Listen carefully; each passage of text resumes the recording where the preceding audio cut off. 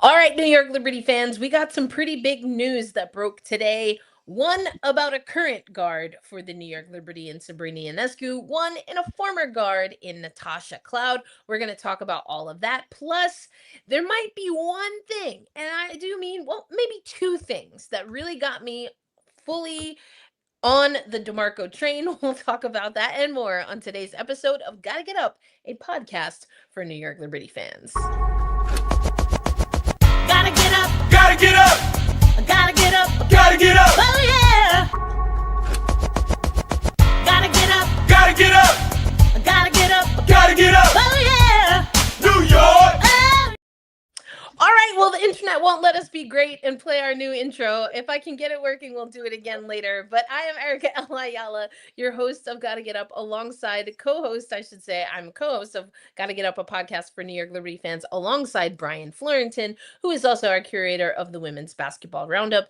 And want to let y'all know, this is, we're on season 4 of Gotta Get Up, a podcast for New York Liberty fans. And we are in season 4. We just concluded season 4 of Black Rosie Media. May 3rd was the anniversary. So we are starting and kicking off into season 5, or year 5, I should say, of our official incorporation. But thank you all for being a part of this journey, including you, of course, Brian, for believing in what we're trying to do here, giving definitely journalism and news with a little bit of entertainment, but doing it in a way where we can uplift people of color, or as I like to say, melanated folks. So all of you being a part of that is huge. Good evening, Aloysius. Hey, Tammy. Thank y'all for joining. Thank you, thank you, thank you. But let's get into it. Sabrina Ionescu. We do want to do a little bit of a game recap. There was a game over the weekend, the last preseason game. But in that game, Brian, we did see Sabrina Ionescu leave with an ankle injury. People also noting that that was the ankle she had surgery on that kept her sidelined for basically her entire rookie season, and then took some years for her to feel comfortable and confident on that leg again. Brian, what did you see, or what did you recall hearing from the game, and what are the updates on Sabrina Ionescu as of today, Monday? Yeah, so during the game, I noticed she went down. I was like, huh, that's interesting. I didn't quite catch it initially, but then when the Ion replay showed how she went down, I was like, ooh. Mm-hmm. Luckily, she was able to walk off under her own power, because I think when it happened the first time, she was down in 2020, she was down for a lot longer. Yeah. So you really got a sense for how tenuous and strained the injury was then. The fact that she was able to get up, walk to the locker room without much assistance, and in the post game we found out that she was in a protective boot just as a precaution. And today officially we found out that she rolled the ankle and will be out for a couple weeks, for about 2 weeks or so.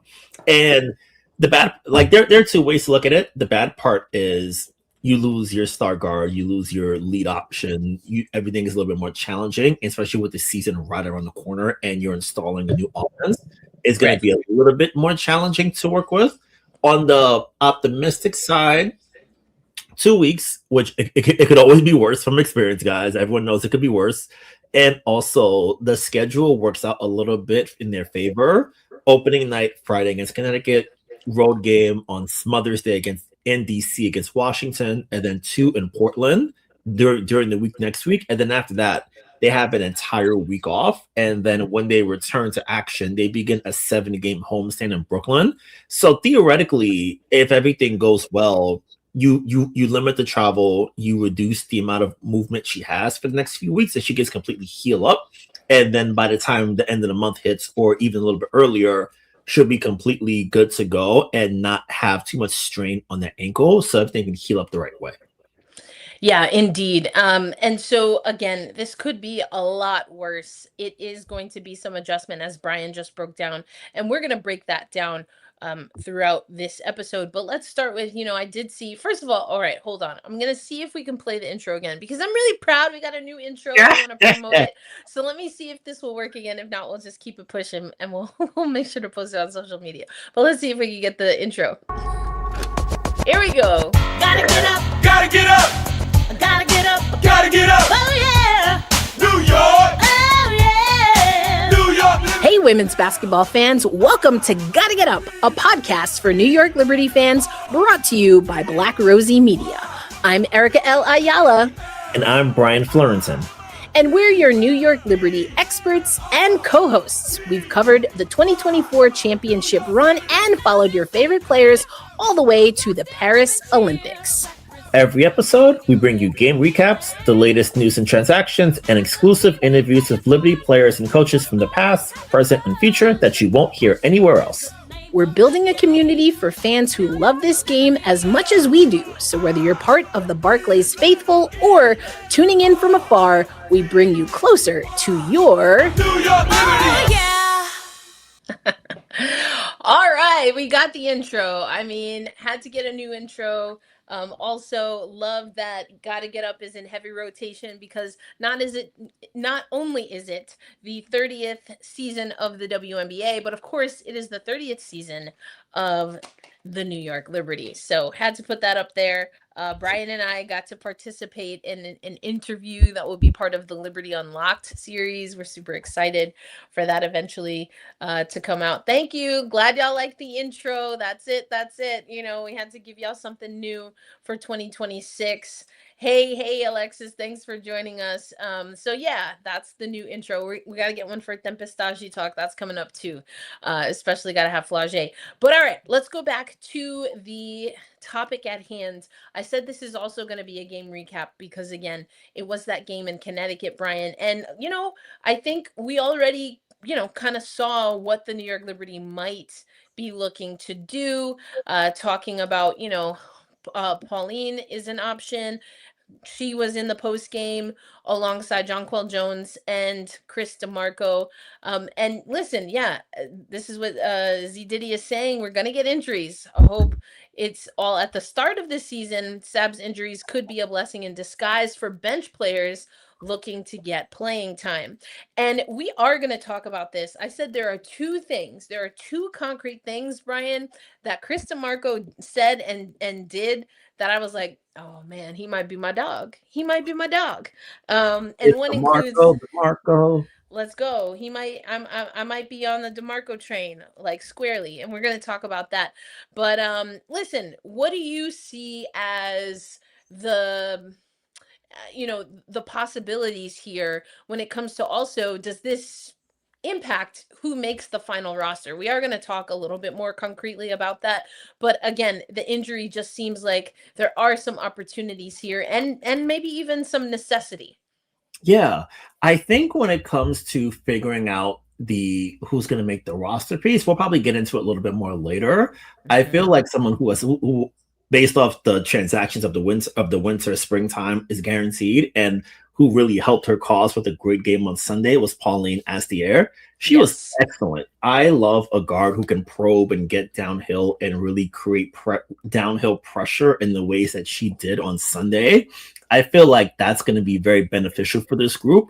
And it really sort of ties into a lot of what Chris and the players have been talking about as far as like getting downhill, a lot more movement, a lot more intention and diligence as far as getting to the rim. I feel like Pauline is going to be a great additive to that goal. And with her decision making, she has a good jumper. She does a lot of things really well so far. And with this opportunity, she'll get a full runway to get acclimated to the WNBA. And I think having really experienced teammates alongside her will really make the transition a little bit easier. Because I think especially for a rookie guard, you want to have solid experienced vets alongside her to really make the transition easy. And you have do everything bigs like a Jonquel Jones. You have bigs like Brianna Stewart and Satu Sabali who can do a bit of everything. And that makes your role a little bit easier as a guard. So I do like that Pauline is going to get a really big run here.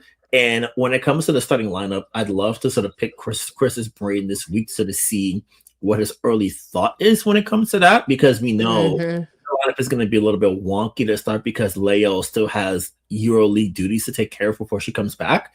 So we'll really get to see his thought process when it comes to experimentation and establishing some rotations early on. Once we get the final rosters, which I'm assuming will be by Wednesday or so, for people who may be wondering when the final rosters will be set, I'm gonna bank Wednesday because that's when we're back to practice in New York, and That's true. that's when I think we'll have the full opening day roster to sort of really start going through practice in depthly in a way that can really be more targeted and game plan specific for Connecticut. So I would say for the fans wondering, Tuesday night, Wednesday morning, we'll get a feel for what the rosters are, and then we can just sort of like jump off from there. Yeah, I think you make some excellent points here. Also, Al saying Pauline plays defense too. Really like her, MJ and Pauline, the French connection. And so Z Diddy saying that he agrees not just with Al, but also with you, Brian. Yeah. Z Diddy also saying, glad to hear DeMarco is slowly winning you over. And I want to break some things down because, we were able to well, first, I should say, before we go into this, let's actually hear what Chris DeMarco had to say about Sabrina Ionescu. This was after the second preseason game. Again, Brian broke it down, but we got the updates on the MRI out 2 weeks before the next evaluation. But he used a specific P word here that we'll talk about. Sabrina, it looked like she rolled her left ankle. Yeah, she just rolled her ankle. She's getting an MRI tomorrow. So, Sorry. No, Is go there ahead. any concern that it's the left, the one she had surgery on in 2020? it's positive right now. We're just going to do the test tomorrow, and that's the only update I have. Yeah, I mean, obviously it wasn't good to see, and I was able to check in kind of with our PT and stuff during the game just to make sure she was okay. But like Chris said, like our fingers are crossed, obviously, and we'll just kind of handle it as we get more information. And so We're still. Sorry, that's another clip we're gonna play in a little bit. But I think what we're seeing and hearing there, Brian, is that this New York Liberty squad, they have hope. There's positive. They felt it was positive. JJ also saying, yeah, of course it's scary to see a teammate go down, and just being able to check in with staff, see how Sabrina, like you said, well, what JJ said is that she was, they were able to communicate with her, like you said, precautionary boot, things of that nature. It looks like they handled the situation, and there's hope even after the game that it wasn't anything that was going to be a significant injury. So that's the good news. And the good news, as we talked about, is also that there are options. And, go ahead, Brian. One thing I would like to say here, and I think it's a good thing, is that they probably told Sabrina sit down somewhere because we know Sabrina well, and last year people will remember quite well. She couldn't turn her head for like 2 weeks, and she still played and played reasonably well. Yeah. So the fact that it's now that you have a healthy roster alongside her, you don't have that pressure to be out there. So I like that you just like, hey, sit down, relax a little bit, heal up, and then everyone else who's here can handle business while you recuperate. And then when you come back, presumably Leo might be back at that point too. So you'll get like a double bump, if you will, the opening day bump. If everything goes according to plan early, you get that secondary bump of Sabrina and then the tertiary bump with Leo. So there might be a lot of peaks to this season, I would say. Yeah, and I think that's what Al is saying. That this offense is equipped, but then also there was a comment about our good man Jonathan Cole. From Ronnie, of course. One thing I like about JK, he will always have insurance policies. It sure feels that way. Ronnie also saying, Erica, no fear of the rookie coach nor the rookie point guard. New York got them French fries. I love it. And like I said, there are some specific things that won me over a little bit. And so the next clip, we're going to hear Stewie talking a little bit about the defense, and she's saying guard 2 with 2. And I found that, and you were in this scrum, Brian, I actually clarified what she meant by that. So we'll talk about that and we're going to start with defense because y'all know I love defense.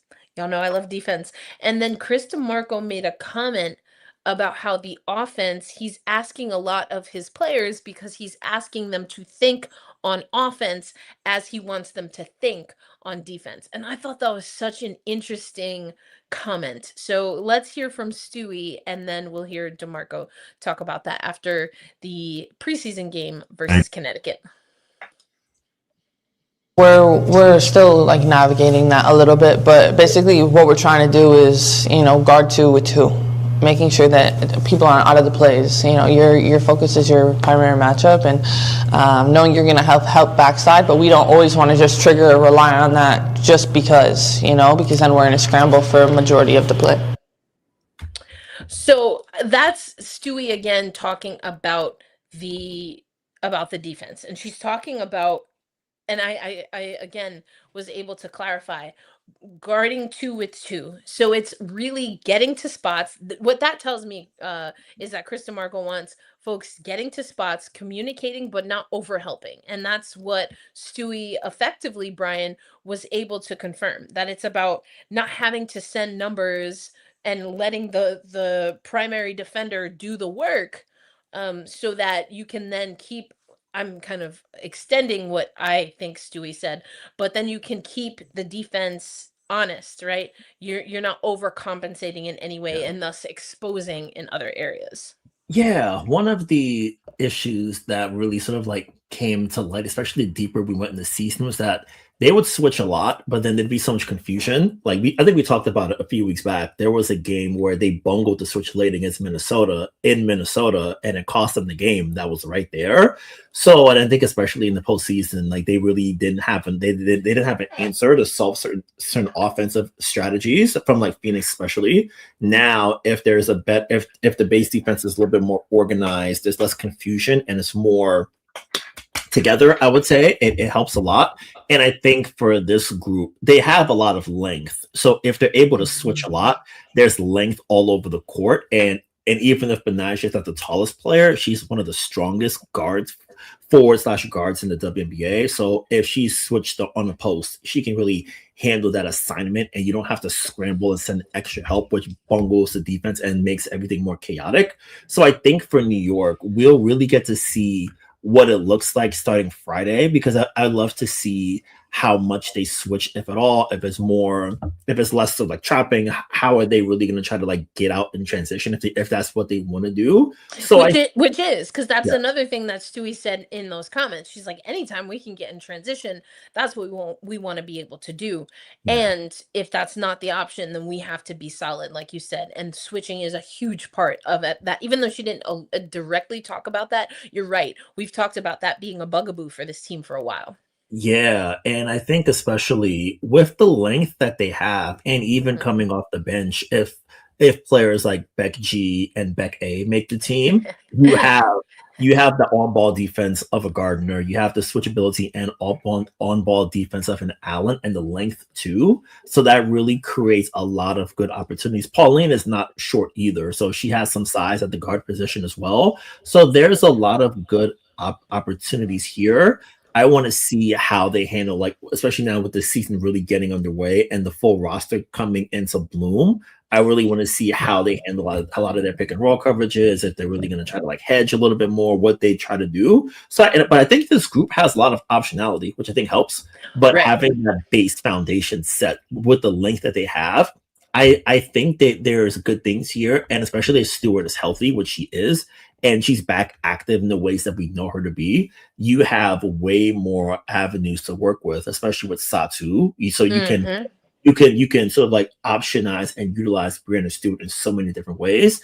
Yeah. I think one of the best things with Stewie is that she might be the best off-ball help defender that I've ever seen in men and women's basketball. Like, throw anybody in there, and I think Stewie's like better than just about everybody except like Kevin Garnett, example. But otherwise, just Stewie on an island of her own. So being able to deploy a player like that who has the instincts, has the timing, and the length to the ceiling in the ways that Stewie does allows Chris and the defense to really be set in a lot of ways. So when you do blitz and bring help, you have that excellent player who knows what she's doing and can generate turnovers and create havoc in her own way. Really helps a lot.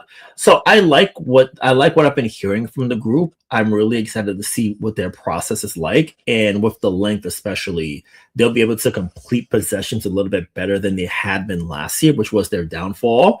And we'll really get to sort of see what the foundation is as we get into the deeper days of the season, like June, July-ish. Yeah, and I wanted to start with that clip because again, it's Stewie talking about the defense. The next clip is Chris talking about how he wants the offense to be set up by like the defense, where he wants his players to think on offense as he wants them thinking on defense. And I found that such an interesting conversation. So you made some excellent points about what Stewie and breaking down why Stewie perhaps said what she said in the clip we just shared. Now let's hear Chris DeMarco and then kind of reverse engineer. Okay, if we said all of these things about the team defensively, then what does it mean to think and act that way on offense? So here's Chris DeMarco. Yeah, it's a big challenge what we're asking this team to do offensively. We're really asking them to think on offense the same way they would think on defense with the movement. And there's habits. You play basketball long enough, you're going to learn how to play a certain way, and we're trying to break a few of those habits. So I think at times we have to remind them of what defense means in terms of just playing hard, and everything will get figured out. And I think, especially at halftime, we went in the second half like, hey, we're really going to have a shell. We're going to help each other. We're going to play with a lot of intensity. Because, again, it's super challenging to play the way we want to play offensively and to ask you to be perfect defensively. So it just takes some time, and I think the locker room understands that, and I think it's going to continue to take a little bit of time. But I'm really happy with some things we did offensively, and I really liked our defensive intensity. I found that fascinating. In theory, I love it because I love me some good defense. And he's talking about that there are habits that you have to break, right? When you want people to start thinking that way. But that's an important piece of what Chris DeMarco sees as the process. I find that endlessly fascinating, what Chris said. Brian, what do you make of this concept and the notion that DeMarco and his staff want this New York Liberty team to think on offense as they do on the defensive side of the ball? Yeah. When I think of Chris saying that, I just think of the nebulous idea of spacing in the sense of, everyone sort of thinks of like spacing as just 3-point shooting. And I feel like I think about it more, and the more people I talk to, like the more friends I talk to, it's like not quite like spacing is not just like jacking up threes or whatever. And I feel like that carries over to defense as well too. So I think when I think about breaking certain habits is, if I'm a big, do I just want to switch every time? How am I having to guard an open space? How do I do these kind of things? And I think especially for a player like JJ, it's a lot to cover. Having your 6'6" center have to cover so much space, especially on those pick and rolls that she had to last year. Figuring out now how to really keep her closer to the rim, where you don't have to have her switch out on the perimeter as often as she may have been in the past.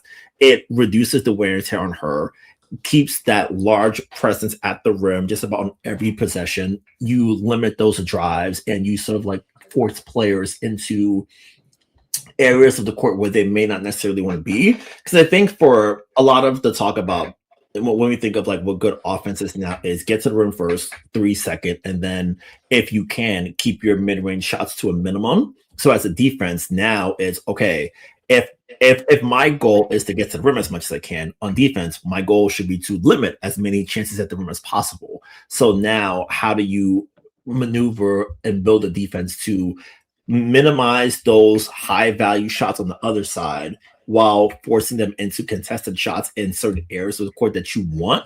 So I feel like in thinking of, and when I hear Chris say, I want you to think on defense the way you would on offense, it's okay, the inverse of we want to get those high value shots, if we want to limit those high value shots on the other side. So that comes with forcing, maybe playing a little bit more drops, of like allowing those mid-range jumpers because you have the length to contest. So it's, hey, John Cole's dropping back a little bit, but you walk into a pull-up and then her length is enough to deter it, and then you have someone on the backside who can get the rebound, start the break, and go from there. So I think it's just really a matter of playing within the confines of the court, and you're not going to be able to limit everything. It's okay, what do you want? What are you comfortable giving up and allowing? And I think for Chris, I feel like his basketball brain is sort of similar to mine, where it's, I'll let you take an 18-footer because it keeps at the free throw line. Hey, we're not going to help too much, because if we help, there are a lot of really good passing guards and forwards in the league, they're going to hit the strong side, someone on the strong side, those corner threes, and you don't want to give that up. So it's a situation where, hey, I'm not going to help as much. If I'm in a bit of a drop, I'll let you take the 18-footer. That's fine. Oh, if you want to post up like sort of similar to yesterday, is hey, it's a lot of BG in the post.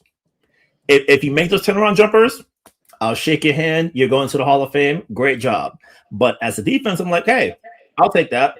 I rather that than when she gets back, Layla Lacan wreaking havoc all over the court. So, what do you feel comfortable giving up, and what are the things you're like? Okay, I'll let you have that. I'll defend it well because it's there. But if you take it, I'll count that as a win for myself. Yeah, that's really interesting. Damien, we talked about the DeMarco defense by way of Stewie earlier on today's episode. We had a clip that we played. And also 2 weeks is what we got after the MRI results from today. In 2 weeks, Sabrina Ionescu will be reevaluated. We also talked about that. So we talked about that. So Z, today I see your comment. We're going to get into that a little bit later. Is it just me, or does it sound like he's telling me I'm rolling the basketball on the floor and you go out there and freestyle it? Now listen, there is a lot of free flow, which is really interesting. But it's more about free movement. And there were times, I talked about this, and I do think, oh, no problem, we got you. I do think that when there's a lack of movement, sure, you can blame the system, but at some point you also have to have the players have accountability. If your offense doesn't have enough movement for the defense that you're trying to play against, then you move. Like, you move because that's what you do in basketball. Like, that's there are a few pet peeves that I have. Not boxing out is one of them, and not moving on offense when the offense is clearly not working is another one of them. Now listen, we all know everyone out right at the perimeter when you're trying to get an ISO and you're wearing down the clock. That's different. But if that's what your offense looks like all the time in every situation, we got problems. And sure, it might be the system, and at some point I do feel this way. As a basketball player, you just got to move. Yeah. You got to move. Within that, I was thinking, I was talking to someone like last week. They mentioned that when Emma Messiman came in last year, she was saying that the playbook was so dense and it was so much packed things to sort of like get into such a short time period. And I'm thinking about that within the context of Sabrina saying at the beginning of camp that the offense this year is not like last year, and players may not feel as sort of confused. So I think, to Z Diddy's point, I think that's the sort of like early feel where it's having is, oh, hey, it's more understanding of what's going on and knowing the timing of what to do and when to do it. I feel like, especially since the team is still gradually, they've been saying that they're gradually putting a lot of their stuff into place, of like incorporating a lot of their stuff. So I think within that, and tying Z Diddy, Sabrina, and Emma together, it's a lot of, hey, we have our base fundamental ideas, and then I'll call something, but I'll let you guys sort of like figure it out on the fly, and then we sort of adjust. We find those open advantages, and we sort of like hit it for what it is. So, like, for example, if someone switches, and then if you see Brianna Stewart cutting to the basket and she has a smaller guard guarding her, you can feed Stewie, and then she can get something up at the rim right there because she had a lot of length, great finish at the rim, and you're taking advantage of the action that's been created from the work you're doing. So I think that read and react and that sort of like timing and understanding is going to be so essential, because I think a lot of times we think of it, oh, hey, the plays are a particular thing, but you can dial up the best thing possible. But if people aren't moving, if the execution is like loose, if you miss a cutter, if you miss these kind of things, it looks like junk because the thing wasn't executed to the way that the vision was intended. So I think what Chris is going for is a lot of read and react, and then you'll see the plays.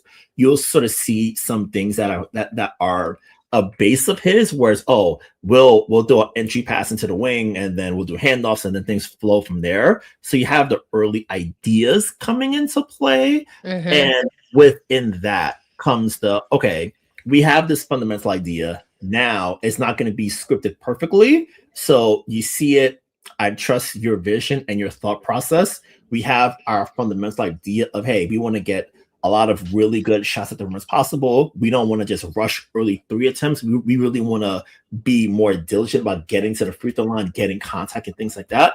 So having that as a fundamental idea allows everything else to sort of flow into action a little bit more easily, because you have the base idea of, hey, I want to get high value shots at the rim. I want to get a lot of open shots. If we get open threes, perfect. We got what we needed, and then everything else just sort of like blooms from there. Yeah, 100%. I just want to clarify some things. From what we're hearing, it is not severe. Not severe. 2 weeks is usually considered not severe. And I just want to emphasize that, because that's the reporting that we've been seeing. 2 weeks and then will be reevaluated, at least as of right now. We also played the clip earlier where Chris DeMarco said that, they feel it's positive, or, positive as in it's not anything that will have her out for an extended period of time. Sabrina didn't do anything in the preseason anyways, won't be as big a loss as people think. I gotta disagree with you, Hazy Hayes, here. I gotta disagree with you. And this is because, so before the clip that went semi-viral about me asking Jonathan Kolb about Natasha Cloud, and we broke this down on last episode. Brian, you were in the room, so I asked specifically about the backcourt, knowing that since 2020, when Sabrina Ionescu was drafted, the New York Liberty really have been trying to figure out the right backcourt pairing, Sabrina and whoever else, to figure out then what role Sabrina is going to play. And he talked about the 2024 season, where Sab and Stewie were on the ball. Or Sab and Stewie, we're expecting, will be on the ball in this movement in the offense that basically equals movement for all of the things that we talked about. But Jonathan Kolb broke this down. Roughly 30 points, roughly 24 points per 100 possessions. And also talking about Satu Sabali is 37% higher on catch and shoot than the average player in that 2024 season. So what he wants is Sabrina on the ball. We also know Chris DeMarco wants Stewie on the ball, because she talked about leadership, and that the offense, even though it's fluid, right, there's a lot of read and react, that this is what Stewie said, she expects that she and Sab will be on the ball and directing traffic effectively. Yep. So without Sabrina, that does mean that in a system that was built for Sab and Stewie to have the ball in their hands, and there's no Leo yet, even though Stewie said to us, right, she thinks that the system is going to, there's a lot that Leo is going to have to pick up on, and that it will be a system that she can pick up on and will likely thrive in. And we've talked about that as well. But now there's no Sab, so that means Stewie is on the ball. And Stewie is one of my MVP frontrunners, because remember, she dropped 16 points and grabbed 5 rebounds in less than 12 minutes in the first preseason game. Now, she didn't put up those numbers in preseason game number 2, nor do I think she had to, right? But just that Stewie can go out there and get 16 in less than 12. She's coming off of 2 championships, and she's looking like she's in mid-stride. That's great. And if there's more attention while the offense is doing everything that you said they're going to have to do, which is get used to it, including that they're going to fudge it up every once in a while, that means that it's Stewie now bearing the brunt of that, because there is no Sabrina. Now, who takes that over? We already see in the comments, and you've talked about it. Is it Pauline? We're going to hear the next clip, which makes me, want to be on Team DeMarco, when he talked about MJ. And there was a really, and I do think, fair but interestingly worded question about Maureen Johannes, and DeMarco cleaned that up real quick. So we're going to play that clip in a minute. But I think that if the option, let me just ask it this way to you, Brian, because I see some of the, and we'll get to some of the comments in the chat. Does this have a more challenging impact on Stewie outright? Is it a more positive thing for Stewie outright? And is there enough, whether it's Pauline or otherwise, to help fill this motion forward offense without having to overwork Stewie early? Sure. I'll see if I can tackle it in segments. I think to the question of do they have enough to offset Sabrina's absence? I think yes. I think having forwards who can handle and create in the ways that Stewart, Sabali, and especially now Lady Hamilton can do is such a valuable benefit. I think having that really gives them you have that secondary ball handler in Benaisha who can help out and bring the ball up and initiate offense. We saw in preseason Beck G initiating offense. So they have options. We'll get to that in a minute, Aveline. Don't worry. They have options that are valuable and can keep things going. So I feel that they'll be able to withstand her absence and not push to get her back in early. And a little bit more on Stewie. I'm stealing this from Andrew Hobner of No Cap Space. So this is his idea, but it sprung into my mind. Now that I think about it, with Stewie, I wonder, because we've been talking for years about how her 3-point shot has been kind of cooked. And I wonder now, in an environment where she'll have more room to operate with, will there be a situation where she's getting easier shots in this system? And if things are a little bit easier, is that going to be enough to get her from, let's say, 23% 3-point shooting up to like 35, 36? Because if she is able to do that, that's an MVP caliber player right there. Like I would happily put her in my top 2 in the MVP ballot if it came down to it. So I think what I really want to see, especially with Stewie, how Chris is able to get those easy perimeter shots for her, because we've seen like for the 2 threes she hit against Indiana, they came in transition, which is great, and she got easy wing jumpers, which is really beneficial. But when we see how much gravity she's able to create by cutting timely to the rim, doing those things really well, we're really able to see the bloom of the offense come into focus for her. So I wonder now how Chris is going to be able to, if she even does take that many 3-point shots, honestly, because if you're bad at it, like the analytics of it are, hey, if it's a bad shot for you, you shouldn't take that. So if you are really a mid-range killer and that's your shot and you're bad in this area, you take the shots that best fit your profile. So I'm really excited to sort of see what her offense looks like, especially early, with her handling a little bit more, having more playmaking responsibilities, which she is adept at doing. So it's an exciting sort of like puzzle to solve. And I'm really interested to sort of dig in to see the quality of the 3-point shots she gets, how many open threes she gets compared to previous seasons, and if the level of openness and increased space and greater threats on the court where teams may not be able to sort of like dig in and help when she has a ball in the perimeter, how that makes her game look. So it's a lot to dig into. And even down a big star in Sabrina, there's still a lot of exciting avenues and buttons to push for this team. So I'm excited to sort of lock into it a little bit more. Yeah, and we're definitely going to do that. But first, let's get into our halftime segment, which is more widespread, although it does have some New York Liberty adjacent energy. Natasha Cloud signs in Chicago. Man, listen, Chicago getting away with murder as far as I'm concerned. Ain't no way an organization that's still got a lot of things to worry about. Now, listen, we talked about this on the We Need to Talk podcast, and I said, listen, apparently they're still sharing locker rooms with Wendy or whoever Beck Allen said was in that locker room with her. I just don't understand how they're able to get big free agents. Skylar Diggins, big time ticket free agent. Then you get Tosh Cloud. Now it did mean that we had to wait Haley Van Lith. But shortly after we got that, same date. Chicago signed Natasha Cloud. Natasha is one of the best passers and defenders in our league. General manager Jeff Pagliocca. I always say his name right. Jeff P. There you go.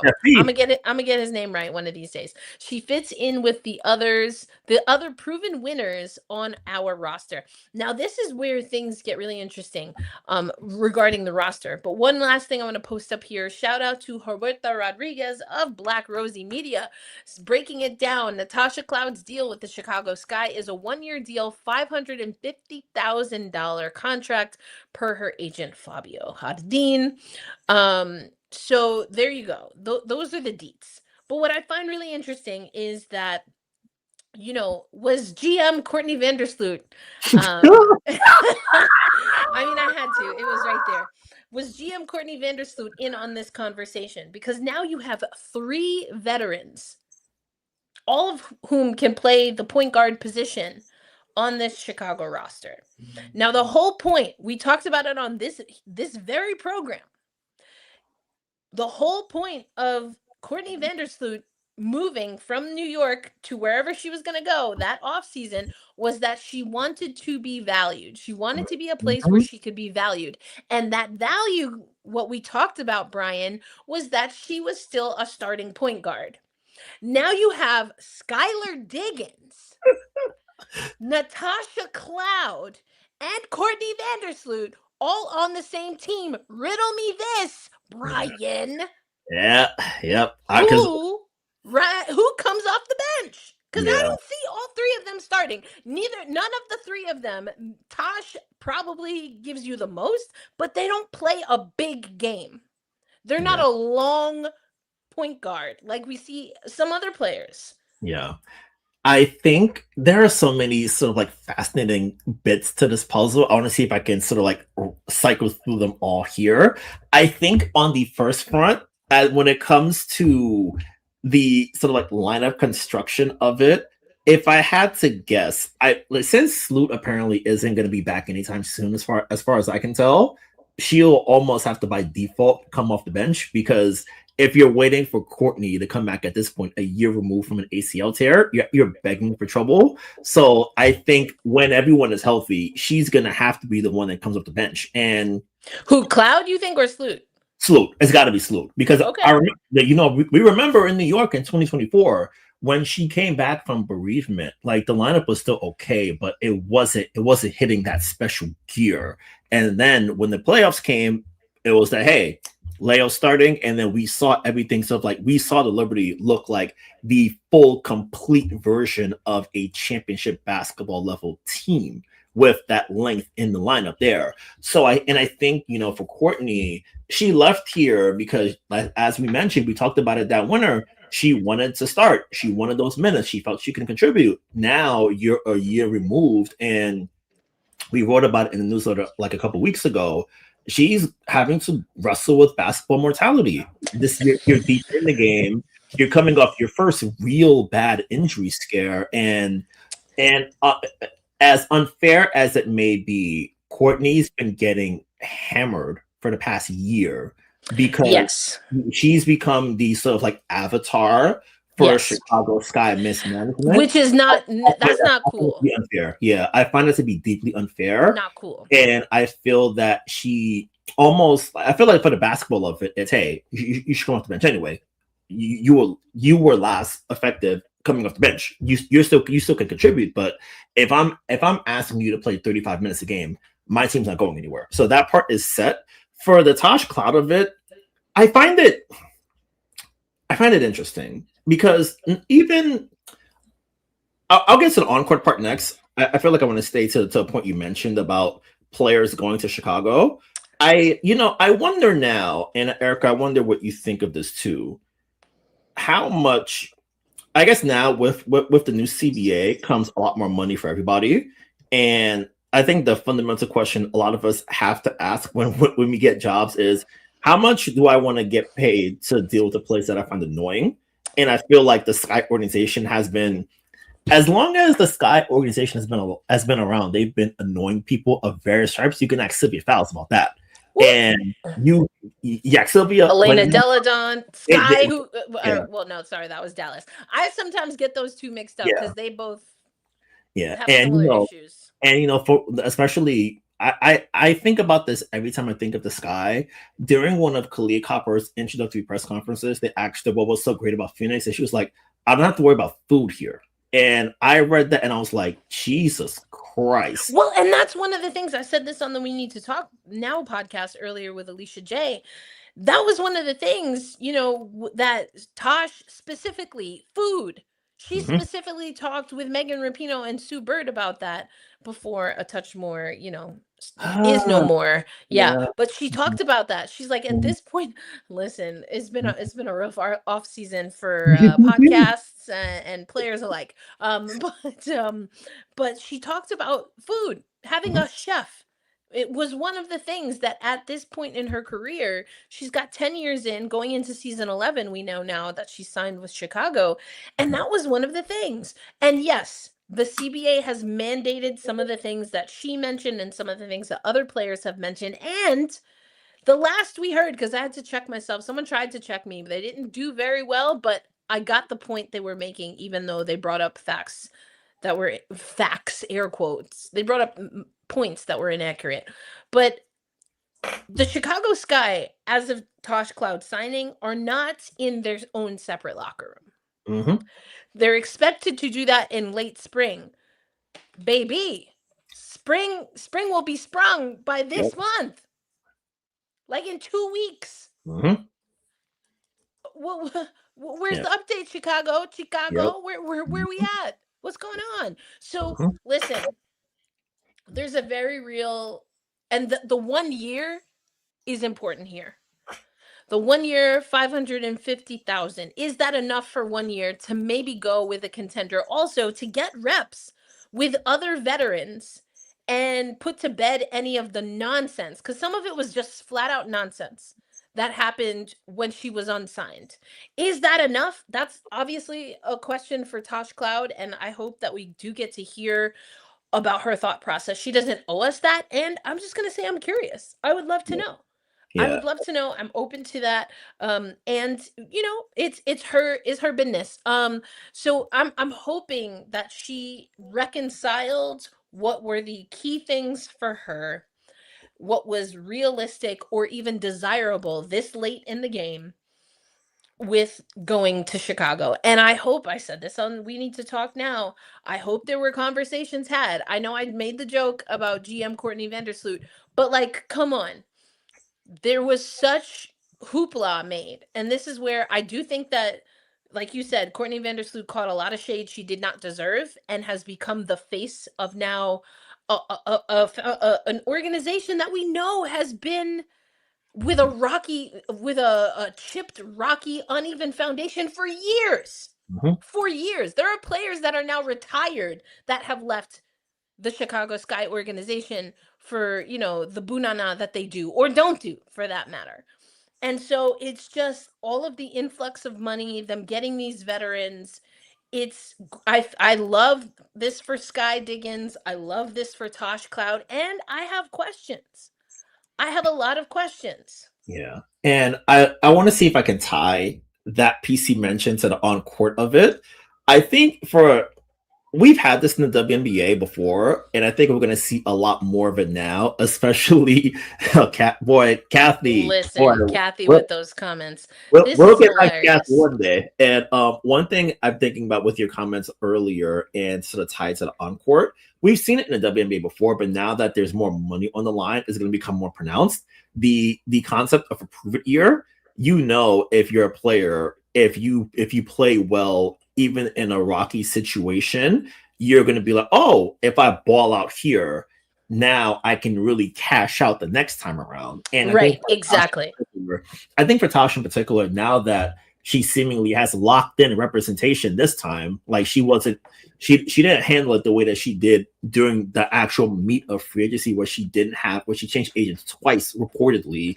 Now that you have someone locked in, you've got your money, you're getting a trip, your pay is almost 3 times what it was last year. Now you're in a situation where if you play well, you can really cash out next time around.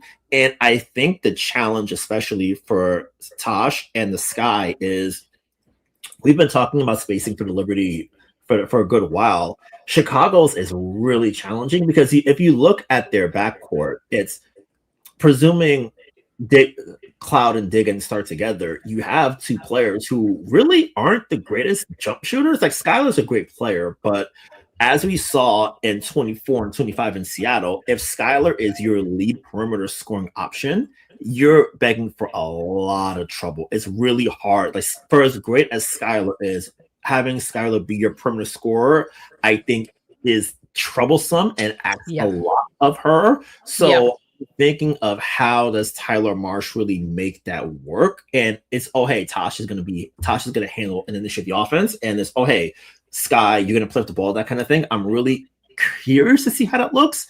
And for Tosh too, one of the things that came with why I think Kobe wanted to upgrade the roster, and we were there in the room, like we were there, Lucas asked about it in September. It's, oh hey, what's the right mix with Sabrina? And in left unsaid, but left unsaid at the same time is, hey, the point guard, they can play off of her.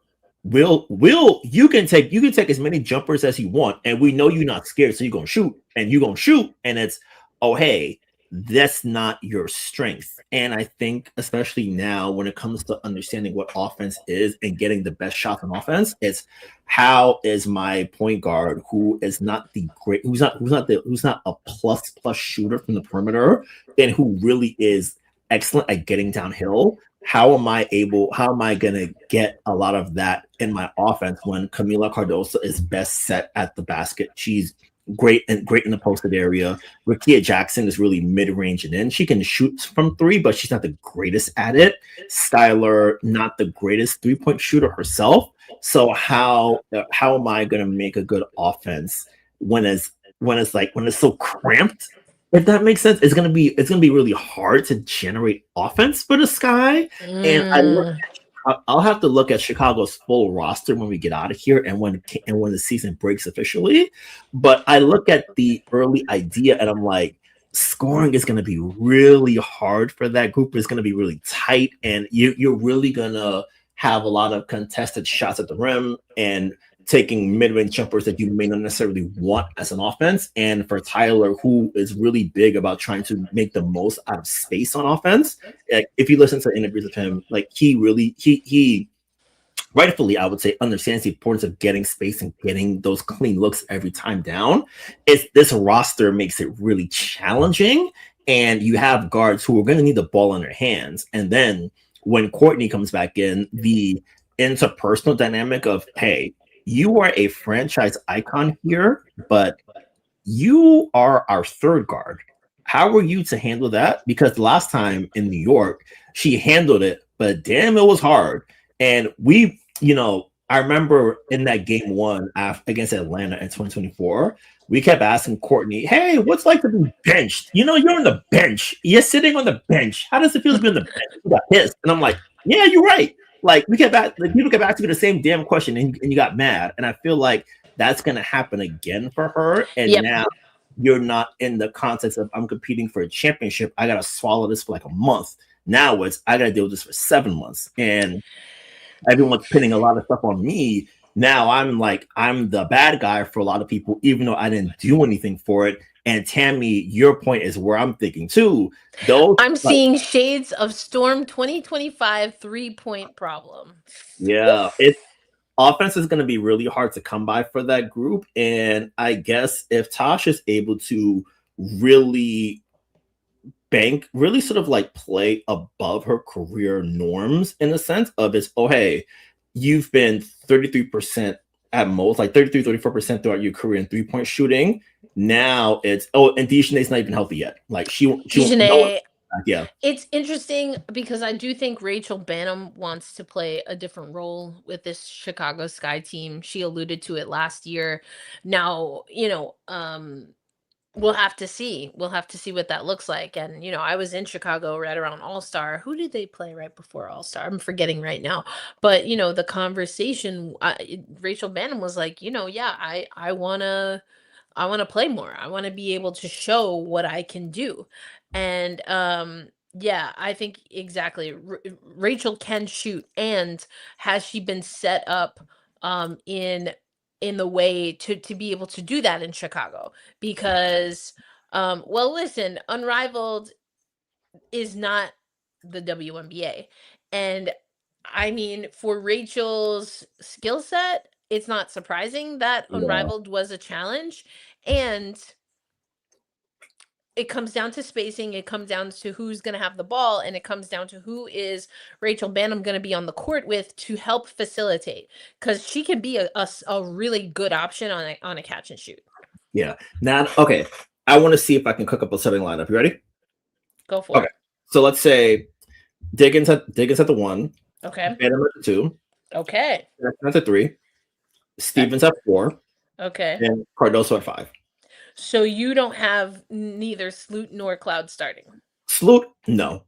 Cloud, Cloud starts, then she slides to 1, Sky slides to 2, and so Sky. Then Banham comes off the bench. Yeah. So, because I think for Banham, like a lot of last year, she had to really be that secondary perimeter scorer after Atkins, and she really struggled with it. The Sky had a lot of trouble last year, so I don't want to sort of like isolate her and be like, oh, Rachel, you weren't good. That's why Angel wanted to get the heck out of there, kind of thing. That's not fair.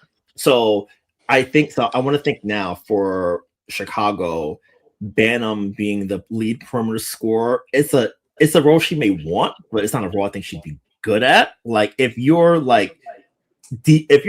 on the responsibility totem pole, that's where you'll shine the most. I feel like for a player like Rachel, if I'm asking her to do more, then I'm having trouble somewhere. And especially now with Dejanay Carrington, I think because she mentioned that she had the loose bodies removed like after her recent procedure, so she'd be out for a little bit longer.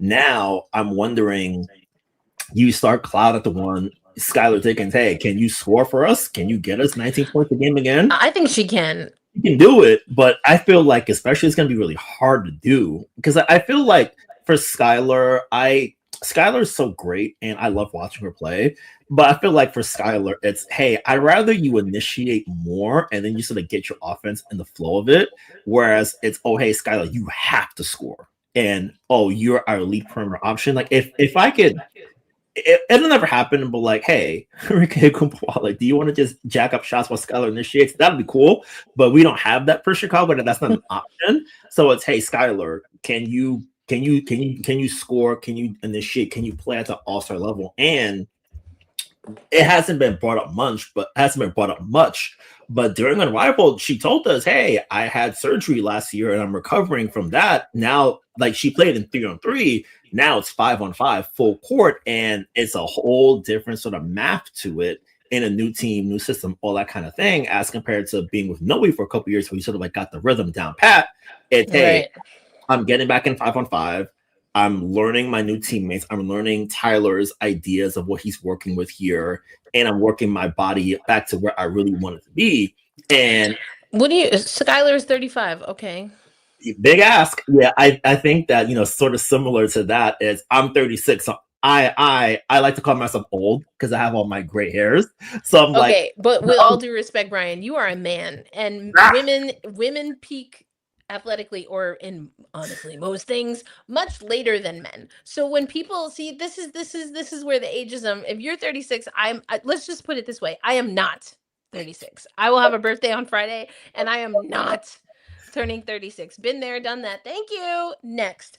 Anyway, my point is that, first of all, the age that we put on women is not the same. You cannot compare it to men and when they peak, because that's not real in literally most things, and it's not the same in basketball. That's point the first.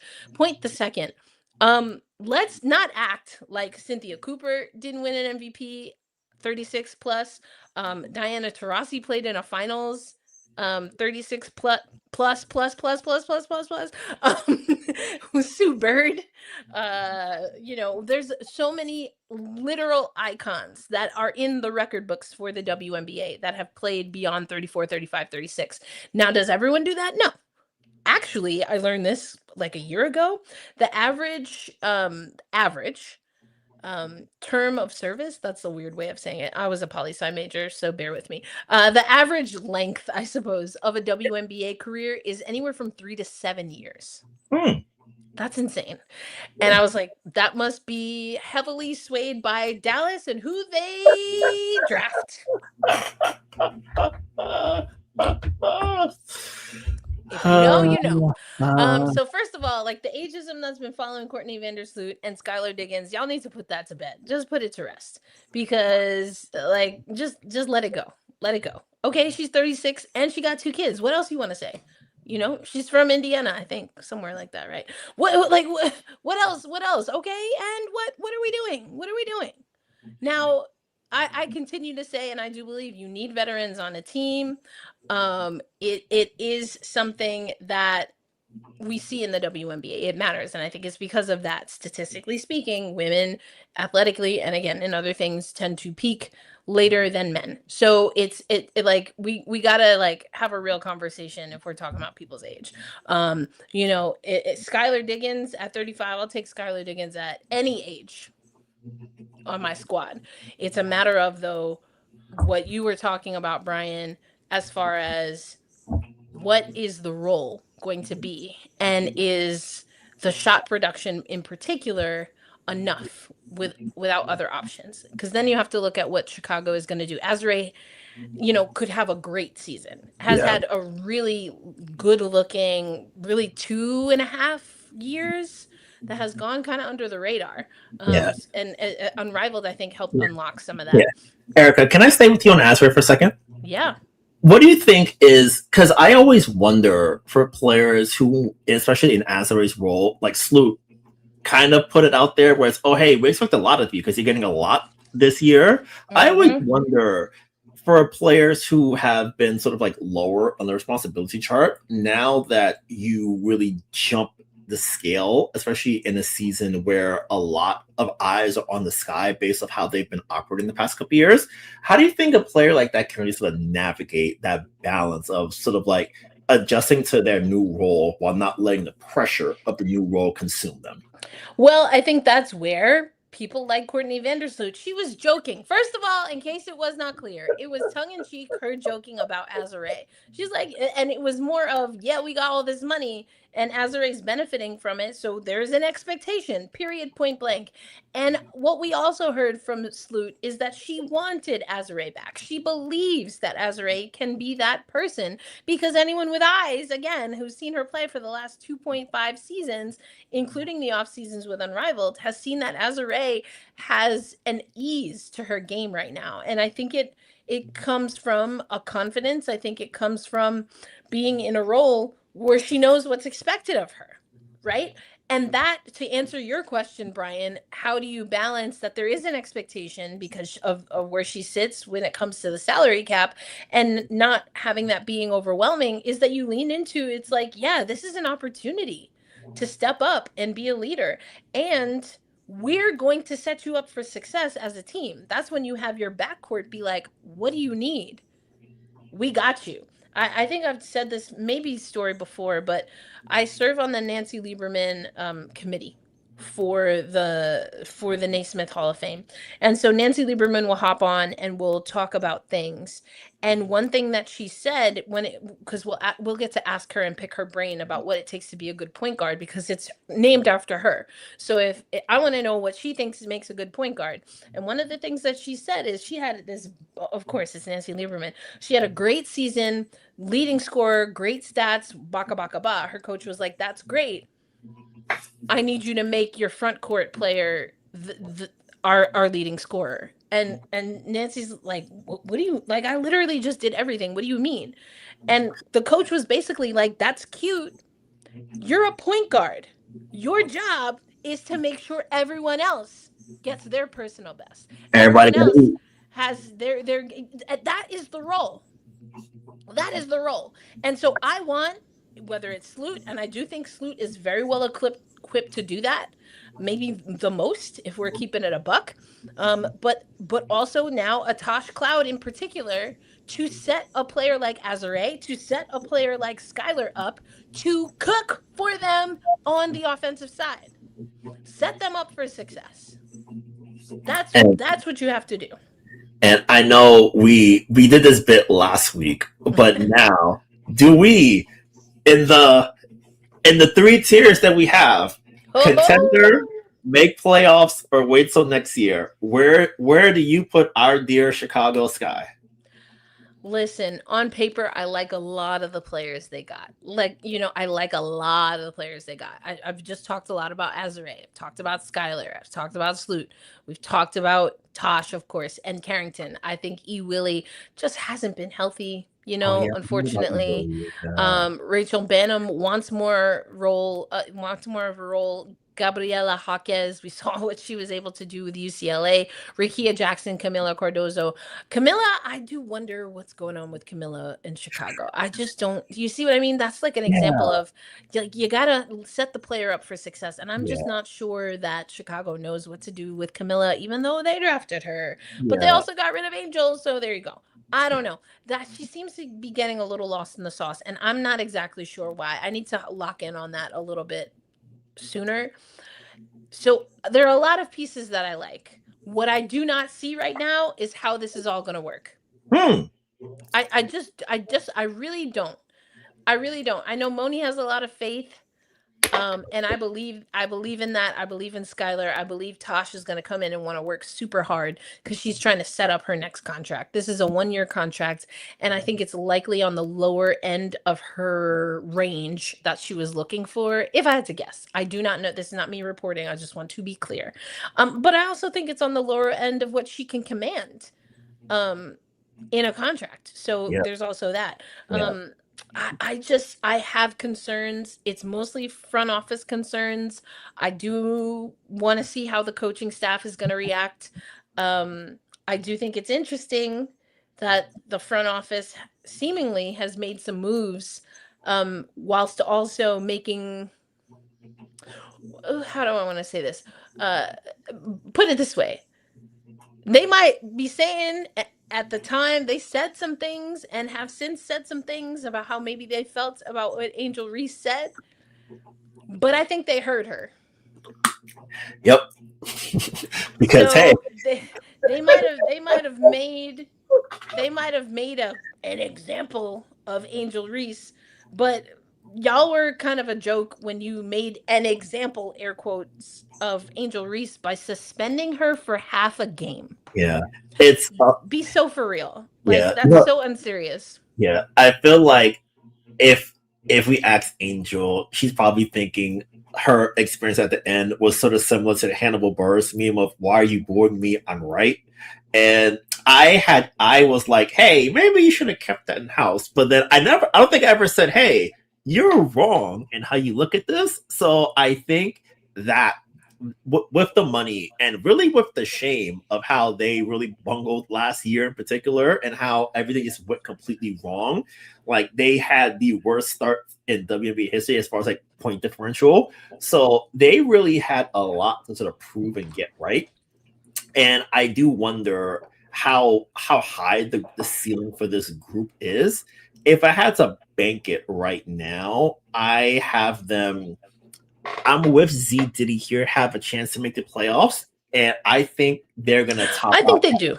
Yeah, I think they top out in that 7-8 range. I don't see them. Yeah, I could see that. I don't think it's gonna be as pretty as it should be. Yeah. Because I just don't have a lot of faith in the organization, and I'm not sure how the players are gonna cook. First of all, Tosh isn't $1 million player. I'm assuming that's what you meant, and that's what she wants. Tosh Cloud has refuted anything that has said specific numbers, so I don't know. I'll put it this way: I haven't heard Tosh Cloud say that that's what she wanted. So can't call it. And also, it's not 500,000. It's 550,000. Thank you very much. Yeah. Thank you very much. Hey. We got it from the source. We got it from our trusted source. 555. I even got it messed up. 555. There you go. Yeah, think about it this way. Oh, hey, Jeff P's gonna be like, oh wait, the direct deposit didn't hit. I got you the next check. No. Run me my money. Run it right on time. Right on time, Jeffrey. Right on time. Be like, well, did your check clear? Okay, well then run me that. Run me that. Because how about we go to the bank together that part. We're not playing these games. Listen, lots more to say about Tosh Cloud, but that's why you have to join the Women's Basketball Roundup curated by your good man, Brian Florentin. And we now have paid tiers. You can also drown. Don't do that. You can join the roundup. That was like, that's a lot of words. You can join the roundup for free, 100% for free. And then you'll get our twice weekly women's basketball roundup newsletter. It comes out on Wednesdays and Fridays. You'll have access to our full archive and our Slack community. But if you want to go the extra mile and support what we are doing here at Black Rosie Media, then become part of the starting five. That's right. You can pay your way onto our starting five. $5 a month joins the starting five, and you'll get subscriber only analysis every week. We'll also be doing a mini podcast that you'll have access to. But then you can also join at an annual membership, $22 percent discount, 47 for the year. We know that the number 22 is such an important number in women's basketball, from the aforementioned Salute to Swoops, Clark, and of course Asia Wilson, the reigning MVP. So Legacy 22 is where you're really helping us make moves here. Subscribe to the Women's Basketball Roundup. We've got something good for y'all coming out every Wednesday, every Friday. And for those who subscribe at either the starting five or legacy edition, you'll also get mini podcasts. So I'm going to break down more of my thoughts about Natasha Cloud. We have some really good content from Satu Sabali talking about a lot of different things, including something where Brian is going to do an extra story on. So you're not going to want to miss that. So there's a link in the chat. We'll also put it in the show notes for you, but make sure you subscribe to the Women's Basketball Roundup. But we're going to keep rounding up the news here. I definitely starred some of the comments because now it's time to talk about projected opening day roster and starters. Now, listen, opening day is the emphasis because opening day, the New York Liberty are still going to be, as you alluded to, Brian, without pieces that we expect to be integral throughout the season. So let's talk about what we think. And listen, Z Diddy already did some of the heavy lifting for us. So what do you think? Maybe we just react to this one. Yes. The 12 players to make the team. This would not include the 2 developmental spots, but we'll talk about that in a little bit. Jonquel Jones, Brianna Stewart, Satu Sabali, Sabrina Ionescu, Leonie Fibic, Benaja. I don't know where the B. I'm assuming that the B is just Benaja. Hanju, Rebecca Allen, Rebecca Gardner, Paula Astier, Raquel Carrera, and Michael Jackson. No, Maureen Johannes. Let's go. We about to get it. No, I did go see Michael though. I enjoyed it. I just enjoyed the film. So you'll get my maybe that will be one of our mini pods, me breaking down the movie Michael for y'all. But I think this is pretty solid. Brian, are there any players that you want to talk about here, or that you think maybe? Well, I think if we're talking about the opening day roster, there are some tweaks that have to be made from this list. Yeah, I still have to figure out now within the context of the new CBA, if for injured players, as far as like, can we make additions to the roster? Can they sort of like have holdovers while they're out on recovery? And I think especially with Leo and Raquel out as well too, I have to sort of figure out what the eligibility markers are for them. If there's an option where you can have players fill in their spot, or is it a situation where they have to be shorthanded for a couple weeks? Yeah.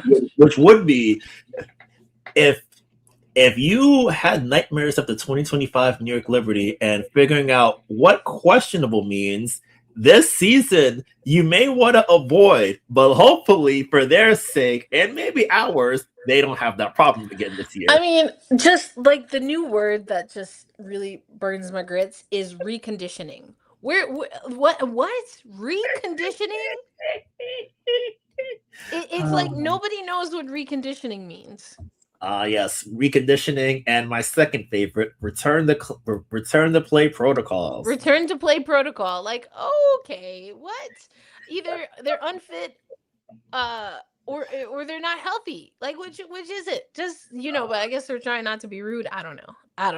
Yeah. It's weird. Pauline, MJ, Satu, Stewie, JJ, a nice start for day one. 1, 2, 3.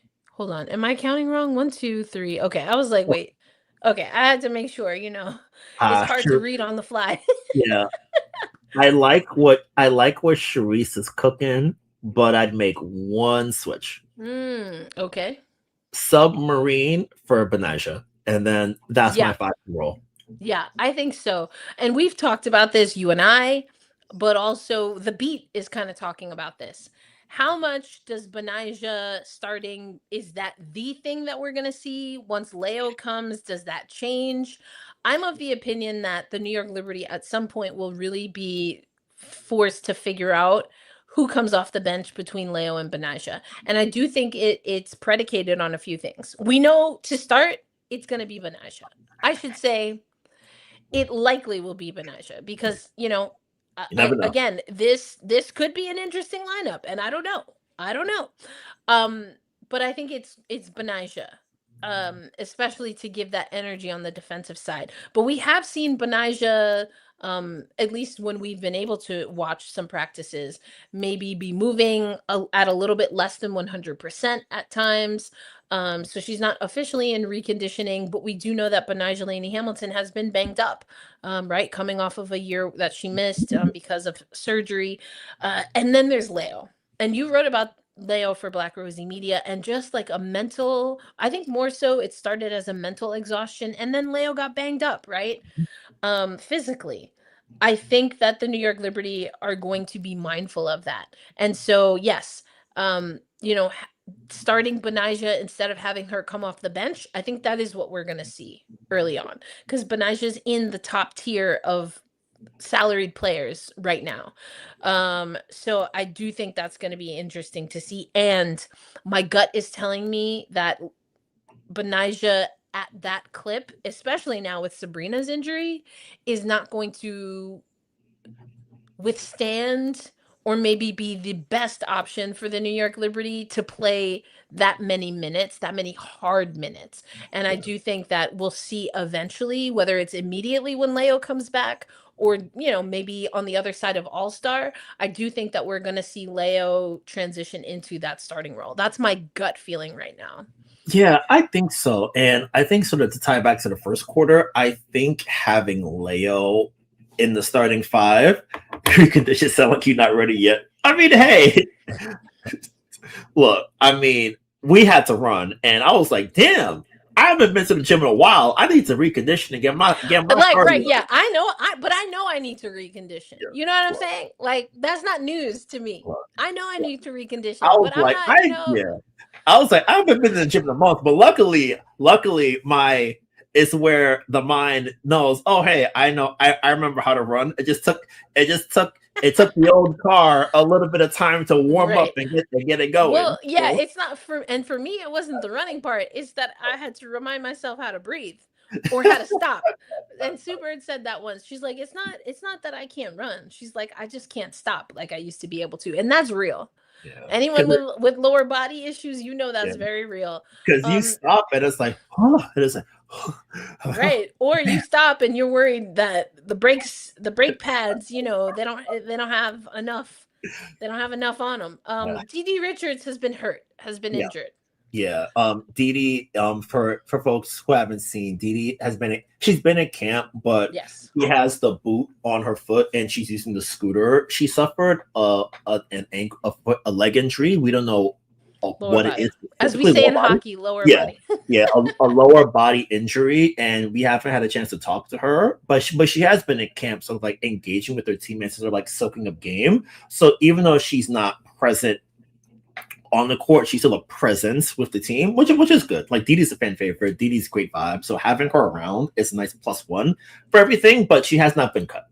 And I guess to sort of like tie back, I'm thinking with Leo in the starting 5, it's the dream vision of 2024. Just to look, I guess, let me see. Yeah, 2024, but with more length, with Satu in the starting 5 as well too. So you have 6'6", 6'4", 6'4", 6'3", and then 6 foot Sabrina at the guard. So you have size, length, athleticism, all those plus attributes that Cole loves, and I think really really sort of helps you withstand any matchup in the WNBA as we grow into the future. Having that helps, and then Benaisha as a 6 woman, she can come in if someone gets in foul trouble. Oh hey, still we have 2 fouls. Satu slide up, Leo slide up, Benaisha slide in there. Oh, we want to have a little bit more of a defensive punch. Oh, I'll sub Sabrina out.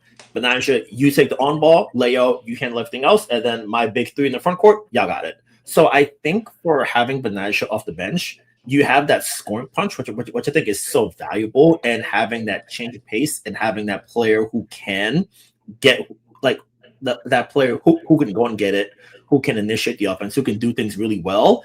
Right. And I think also having that guard off the bench. And I think especially once everybody's back, it's a little bit less pressure on Marine. Pauline doesn't have to put too much on her shoulders when she comes in, because you have that option in Benaisha who can cook and make things work in that regard. So there's a lot of good options that Chris can work with here. And I think especially the deeper we go on, and once we come back from the FIBA break going into the playoffs, I think he'll have a full idea as to what I'll say 9-player postseason rotation will be. Because last year, what? Whoa! Damian. I know. I think I know what you're trying to say. Hold but on. I was like, wait, what? Yeah, I know what you mean. It's like, oh, Didi is the good vibes teammate. But I think, like, just say good vibes teammate, because I think when people think cheerleader, they're thinking the timeless torches or something like that. It's hey. I'm it's, just the cheerleader was throwing me. Okay. Yeah, I know. I'm gonna go with you. Yeah, I'm like, okay. Me and you, like, dog. I feel like I feel like I smell what you're cooking, dog. But change your one word. Hold on. Okay. Now we didn't talk about this, but because you know what? I actually did ask for clarification on this with Chris. And so I was trying to understand, are these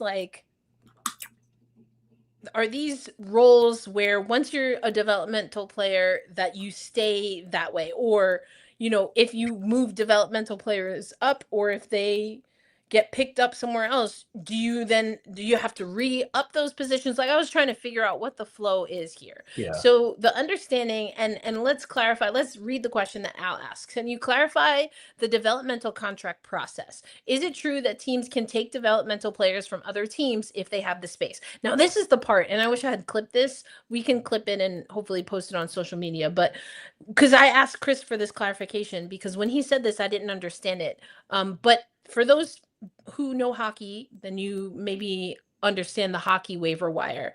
I'm not as familiar with other waiver procedures, so if there's other NBA or otherwise, or excuse me, I was told on social media, and I try to be respectful, that it is not NBA, that is disrespectful apparently to men, calling them men. So you know what? So I'm gonna go with the them NBA. Them NBA, I don't know if they do waivers, but I do know that the NHL does waivers, and how it works is is it 24? I think it's 48 hours. It's a specific period of time, 1 or 2 days, where once you're placed off of waivers, and MLB does this, I think, as well, where after that period of time, then you're effectively a free agent. And anyone can pick up your contract, and you can sign, they can pick up the rights to your contract. They can sign you if you go through waivers. So the first thing for a player, and this happens also when a player is waived, and there's all these eligibility things in hockey, but sometimes you can't just go from the NHL team to the AHL team. You have to be waived before then you can be picked up again by the affiliate. Anyway, so my understanding is that developmental players have to first be waived if they're going to be developmental players for the same team that they were in training camp for or preseason for, right? So I'm just going to use a random example. We know this is not going to be the case, but let's say Jonquel Jones was waived. Then she has that period of time where, if not picked up by anyone else, because she's been waived, then she is eligible to become a developmental player for the New York Liberty. That being said, what I also believe that Chris told us, which I did not realize, is that developmental players can also be signed at a certain period of time by other teams. Even if they are the developmental player. Now, that's the part where we're still looking for more clarification. And you mentioned the collective bargaining agreement. We actually have not seen the full written CBA, which is why I'm waiting. I'm waiting with my pen, pencil, and several highlighters to tear that thing up in like the best way possible. Like I want to see that, because that's also where we learn of these things in more clarity. But that's my understanding right now is Z Diddy saying, yeah, I heard developmental contract players can be acquired from a team by another team. That's correct. And that's what Chris clarified for me, which I did not realize was the case. So even though you passed or you made it through waivers, you're on the developmental squad, the developmental players we don't know, we didn't get specification on the circumstances. We're gonna have to follow up with the Liberty again on that, but there are circumstances where, yes, what Z Diddy is saying is true. They can be picked up by other teams. So that's going to be really interesting. It sounds similar to the NFL process and practice players, for anyone familiar with that process. So I'm not familiar with that. Like I said, it's similar. It's the most similar from what I'm familiar with to hockey. But yeah. Okay, here we go. Damien C, you have the Rosetta Stone. Because I was like, wait a minute.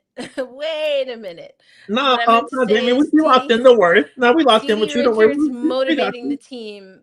Okay. Motivating the team. We got Took what I said out of context. I read what you said. That's what I did. And then Brian was like, hold up, I think I got this. And I was like, okay, that makes more sense. So we clarified it. We locked in. It's Liberty synergy, if you will. There you go. See, y'all, I'm glad y'all are on the same page, because I needed more. I needed more than just this. Because I was like, whoa. What do we mean? What do we mean? I don't know. Help me out, big dog. And we got it. We got there. So there you go. There we go. Glad we cleared that up. We got you. So yeah, that's what we know about developmental players at this point in time. Okay. Any concern about Hangzhou and the Chinese Federation, similar to Lee last year? Now, this is interesting, and we do know that there is a break for the World Cup, which is going to be in Germany, and China is one of the teams that has qualified. As well, Germany is hosting, France will be there, the United States, etc. So I don't know. We haven't heard anything as far as Hangzhou missing some time to go with the national team. There will be an international break, and we know that sometimes teams like to get their players together before the break, which makes total sense. Yeah. So I guess we can try and follow up on that, but haven't heard anything, Brian, at least to my knowledge, about how missing time. Yeah, it's been quiet on that front, and I guess we'll have to circle back to this conversation probably around All-Star break, because the World Cup, I believe, starts in early September 4th, I want to say, somewhere around that bucket. So by late July, I think we'll really get a feel for what the countries are. Other side of All-Star, probably. Yeah. So I think we'll get a feel for what these countries are looking to do, and if they're like, hey, can we get people to come a little bit earlier, and what the agreements are, and how it's possible with the roster, because by then Raquel Carrera will be on the team. So you have, if Han has to leave for a few weeks early, you have another front court player on the roster to offset that absence, and then that allows the team a little bit more flexibility. But we'll see. And it's, a lot of teams across the league will have to figure that out, and especially for the American players who we think will be on the World Cup roster. I imagine Sue in her USA B 5-on-5 for debut outing with the group, she'll want to really be locked in across the board to sort of see how everyone's feeling, what the roster looks like.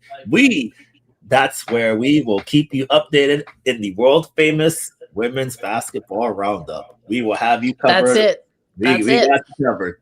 We got you covered. Also, we got our first Legacy 22 subscriber during the podcast. So shout out to our first Legacy 22 Thank you. subscriber. We appreciate it. We appreciate it so much. But yeah, y'all join the women's basketball roundup. You know, twice weekly, no off season. Let's get it. Let's get it.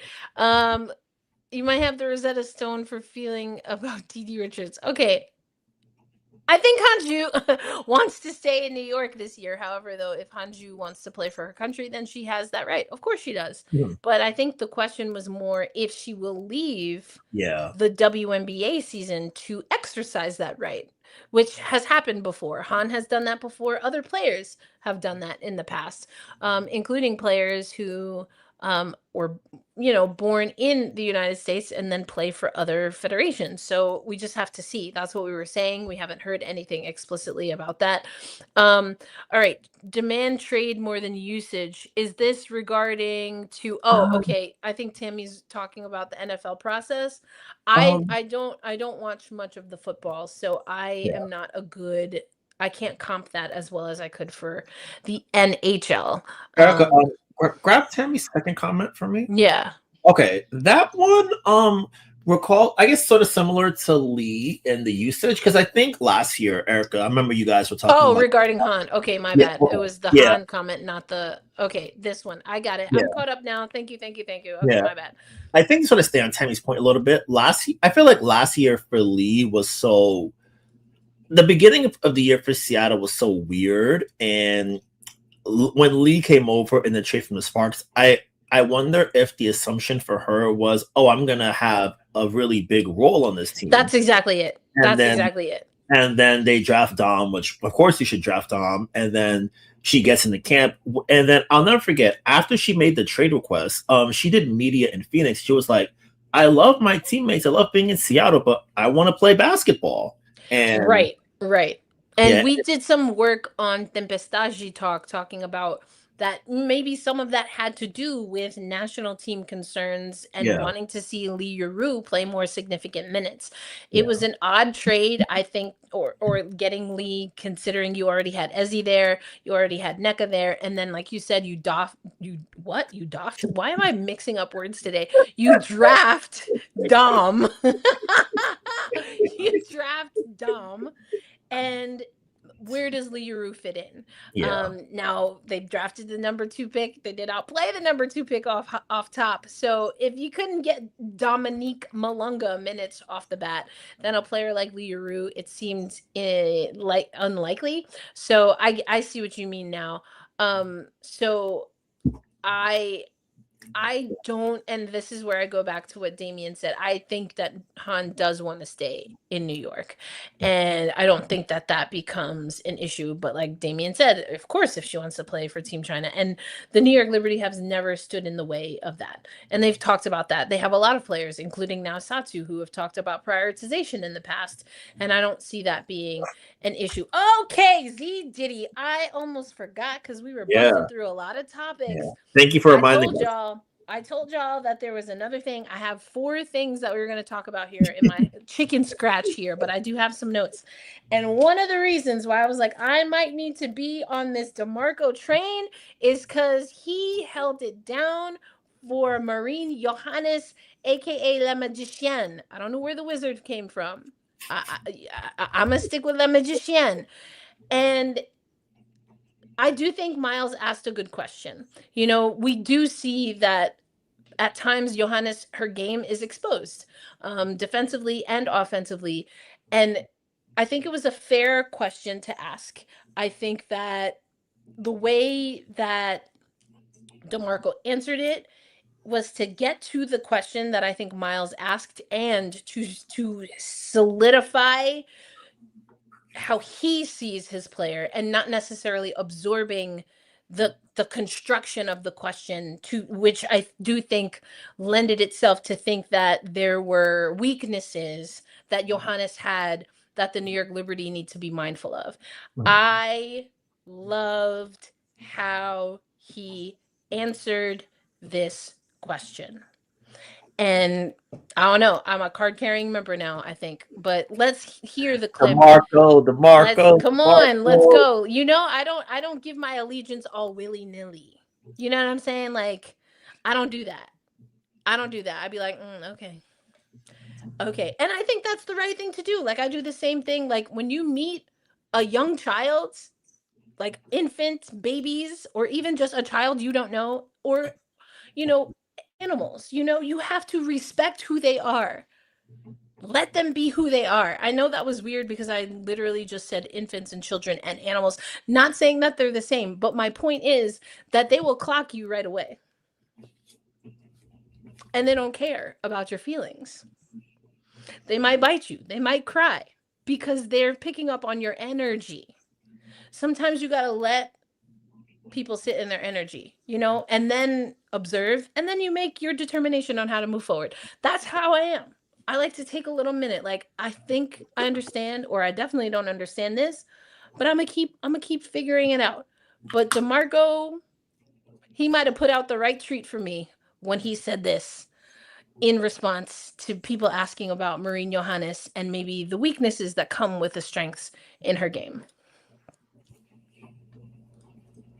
Yeah, I mean, first of all, I want to give her a lot of love defensively. She competed and she played really hard on defense and actually created a lot of offense for us. I thought she was terrific on that end. For the question, I think you have to allow her to be creative. I think there's going to be mistakes when you see the game the way she does, with her playmaking and sort of her, I guess, creativity again. It's just, it draws the defenders to have to help. And the whole point of offense is to gain the advantage. And as long as she's doing that, you know, we'll live with some of the stuff that makes her great as well, which you also see. So, yeah, I mean, she made some mistakes. Everybody makes mistakes. And I just want her to have confidence to be who she is and what got her here. Thanks so much. Great. Thanks, everyone. Good job, Pauline. Pauline crushed it. She did. She crushed it, by the way. When this man was like, we gon' take what Marine gives. Once you play the way she plays and you think the game the way she does, we're taking all of it. Okay? Don't worry about it, sweetheart. Don't worry about it, sweetheart. That's what I heard. Don't worry about it. Yeah. It's one of those things where you have a player where it's like, oh, hey, why did you take that pull up with 22 on the shot clock? Because I'm feeling it. And it's like, let me cook. All right, in your head, you're like, damn it, why did you do that? But outwardly, it's like, you know what? You hot. Like, you flowing right now. You good. Yep. I'm going to trust you. Yeah, I'll trust your judgment on that. And I think for Marine, one of the big things that I think is really going to be asked of her, especially with Sabrina out, is she'll have a lot more responsibility on her hands. And in the Liberty context, it's the first time she's been that responsible to really be a major player since 2022. And in 2022, she did pretty well because when she came over in June, she helped jumpstart the Liberty team as they sort of built back up following that 70-game losing streak they had back then. So I think for Marine, it's a big challenge, big responsibility. She'll get a lot of minutes to start early, especially with Sabrina out.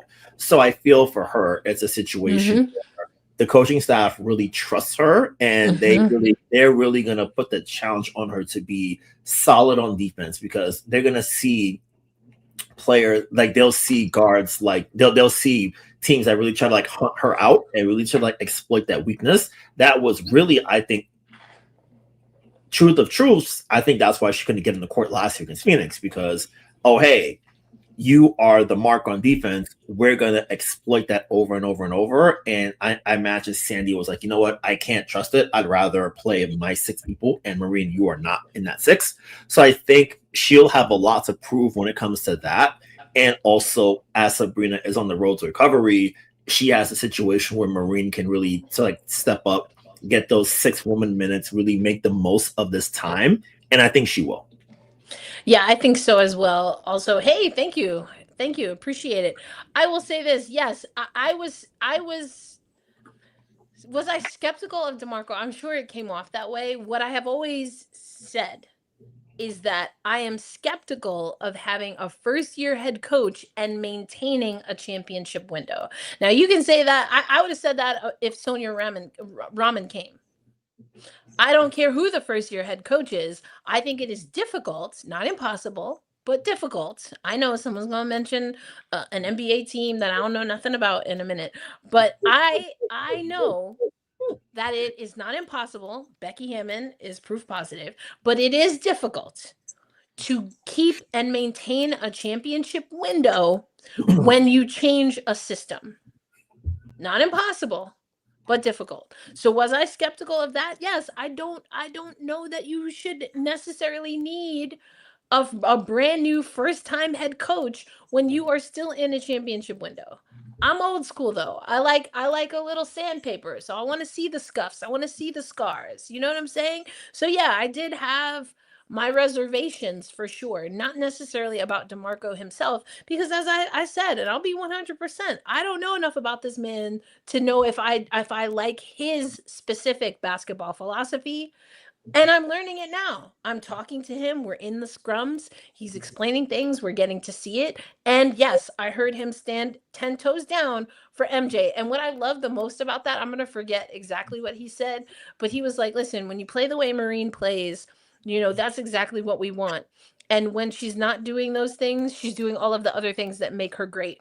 I loved it. He was not going to say anything bad about that woman. And I was like, that's what I know. Yeah. That's what I know. Yeah. Hold MJ down. Hold MJ down. One fun play from yesterday that I really liked was, I think it was in the fourth quarter, Marine and Pauline were on the same I'm side. sorry to interrupt. Not only was Becky scared of her, Becky said so. Flat point. Period. Like, point blank. Guarding her. Like who? Like hello. Yeah, that was that game where someone was like, I forget what the question was, but it was like, what changed? And she was like, how do you guard that? What am I supposed to do? You never know where the ball is going to come from. She hopping off half a toe or whatever she does. Of course, I'm being exaggerated, but that's what it sounded like. Auntie Becky, that's what she had to say about that. Like, before we get back to Marine, an underrated, hilarious press conference individual, Becky Hammond. Like, you get Becky in the right hilarious. Becky She's so is funny. A hilarious coach to sit in the press conference. But back to Marine. One of my favorite plays from yesterday, I think it was in the fourth quarter, Marine and Anelli were on the same side, and Anelli flashed to the far corner, but she didn't have a clean catch and shoot, so she kicked it out to Marine on the wing. Marine immediately hot potatoed it back to Anelli, and Anelli cashed a three. I love things like that because you're rewarding the player for getting open. You have a great shot, and you're getting them right in their shooting pocket so they can get the best look possible. I love guards who really are in rhythm in that way, and even if the action may be designed to go this way, you see the advantage right then and there, and you reward the player, and you get a great look in that regard. So I feel that this season we'll really get a good feel for how she is and how she does in this new role. And I think with the chemistry she's been building with the players throughout training camp, I think it'll make the process a little bit easier, and she won't have the pressure of trying to sort of jump back into the WNBA as she did last season because she was out in 24. And I think it'll be a good year. I feel that she'll really be able to carve out a good role for herself this year and really be someone that Chris can trust in big situations. La Magician, I do think so, Aloysius. I think this could be a good year for MJ. And we heard it was, I'm trying to remember what day it was, but we heard, I think it was Stewie talk about, yes, because they were in the same scrum that day. I think Stewie was asked and talked about Marine Johannes learning the offense, but then also being able to thrive in this offense. So I think it's going to be interesting. Listen, who's the best player on the Liberty? Well, I already told you there's a Liberty player that's in my early, too soon to call MVP conversation, and that's Brianna Stewart. John Cole Jones, double, the Liberty are winning. Liberty Bibberty all day. Sabrina, I think, is going to be dealing with injury for a little bit here, but Y'all already know how I feel about Sab. Waiting on that breakout season. I mean, there's always something. Sab can't get a clean bill of health just yet. But I'm eager to see where that comes from. But I don't know, Brian. Who do you say is the best New York Liberty player right now? I still bank it as Brianna Stewart. I remember last year I had half a thought to be like, oh man, I think we can make a case that JJ is the best player in the Liberty. And then game 3 in Phoenix, I was like, no. Nice try, Brian. But the best player on the team is the player with one leg who scored all the points in the fourth quarter. And was the only one going downhill on a busted MCL. Yep, the only one. Like, what do you mean? Yeah, everyone That's else. insane. Yeah, everyone else kept taking bad 3-pointers, and I'm like, that's why I'm like, at some point, you have to say F the system. If it's the system that's wrong, and the only person who made that adjustment, Stewie. Yeah. Yep. I was like, oh, maybe other players have let Brandon Stewart by. No. You wrong, man. That's you. Wrong. Yeah. Listen, all right. Z Diddy, honestly, top 4 in this order. Stewie, JJ, Satu, and 4th spot is Sab. Listen, I love Satu's game. Always have. Check out. I had a SI Daily cover on Satu. Satu. We talked about that, right? Mm-hmm. Or Satu, excuse me. With Satu Sabali. I do think she's gonna cook, and I gotta see it. Y'all know I'm an eye test person. She's been in reconditioning protocol here. Of course, I said that a little more aggressively. That was, for dramatic effect. What I really want to make sure I say is, of course, we want Satu to be healthy coming out of a really gnarly looking concussion in the WNBA finals. Let's say the obvious thing first, which I hope is the obvious thing. But I do think she has a lot of great potential. And we got to talk to Satu again. We have some of that coming for y'all. All right, Damien, I might need the Damien Whisperer to help me out here. How can you say that the Liberty are a championship window, yet they have a rookie coach that may not have experience coaching women? Plus, we don't know what the mindset the Liberty may have. So what is the question here? Okay. What's funny? Speaking to Damien's question, I imagine Jackie has a story coming out on this pretty soon, but she's been asking the players about what Damien is asking as far as like a man who's coming into coaching women's basketball for the first time. And to a player, they've all mentioned that Chris he's been very welcoming, he's been very open, he's been very communicative. She's been asking a lot of how his teaching style is, and through all accounts so far, the players are mentioning that Chris is very communicative. He takes time to explain the concepts to them in a way that's understandable, digestible. And I think also what a new wrinkle for Chris that I think he's adjusting is that he has a lot more international players than he did as an assistant on the Warriors on the men's side. So being able to communicate across language barriers and cultural barriers, I think has been a plus for him and what we've heard so far and what we've seen. So I think on the communication aspect and the teaching aspect and just the you are in chair number 1 aspect, Chris has been doing a good job. He seems like the players are bought in.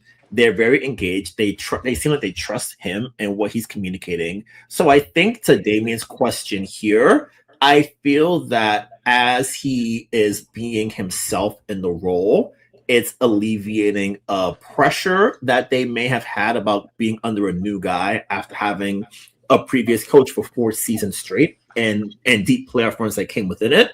So I think for Chris, we'll still have to see what it looks like in the dog days of the season and when they hit a rough patch, because the losing is one of the first time you really sort of see the makeup of what a leader is, because when things are great, easy, but when things are down, it's how do we sort of get it back?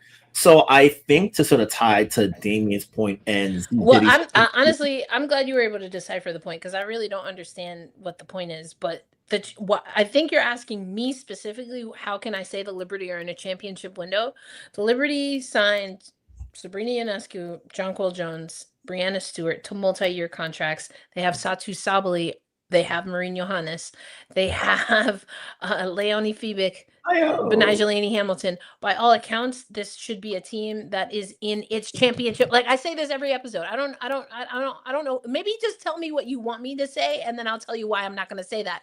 This is a team that on paper should be in a championship window. They should be a championship contender, just like they should have been last year. It did not come to fruition, but that was deemed an underachieving team even with the injuries. Mhm. That's what we talked about. Just because a team underachieved and didn't make it out of the first round does not mean that they are not still in their championship window. Most teams do not win back-to-back championships. Most teams don't. If they're lucky, they can get several in a certain time period. In like a 5-year period, they'll be lucky if they get multiple championships. This is a team that was built to do the latter, to have a run at multiple championships in a 5-year window. Yep. And they've done that. Yep. I remember at the end of 2023 and in Cope's exit interviews, our pal Doug Feinberg asked Jonathan Cope, hey, this year, how do you make it so you're not just a one-hit wonder and you are consistently a top near contention? Exactly. And he went into detail about that. So Yep. This group, for as long, the short answer is for as long as Brianna Stewart is here, they're a championship contender because 100%. The last time Brianna Stewart hasn't competed for a championship seriously in the WNBA was her second year back in 2017. From 2018 onward, even when she's injured, her team is you are a championship contender because that is the level of player that is here. That is the level that she can rise to, and with everyone else rising to that level too, you are always going to be in a championship contending window with Brianna Stewart here. And I think also to Ronnie's point, this is a championship level roster. They have length, they have athleticism, they have different ways of getting after an offense. They have a really, I think what will also help is they have a lot of drive to get back to where they were because last year 100%. Last year did not go as planned. And I see this Z Diddy saying injuries was our main problem last year, and Sandy didn't incorporate Messiman effectively into our team.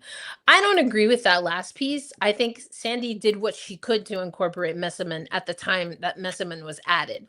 At the time Messiman was added, you had no Stewie, no JJ.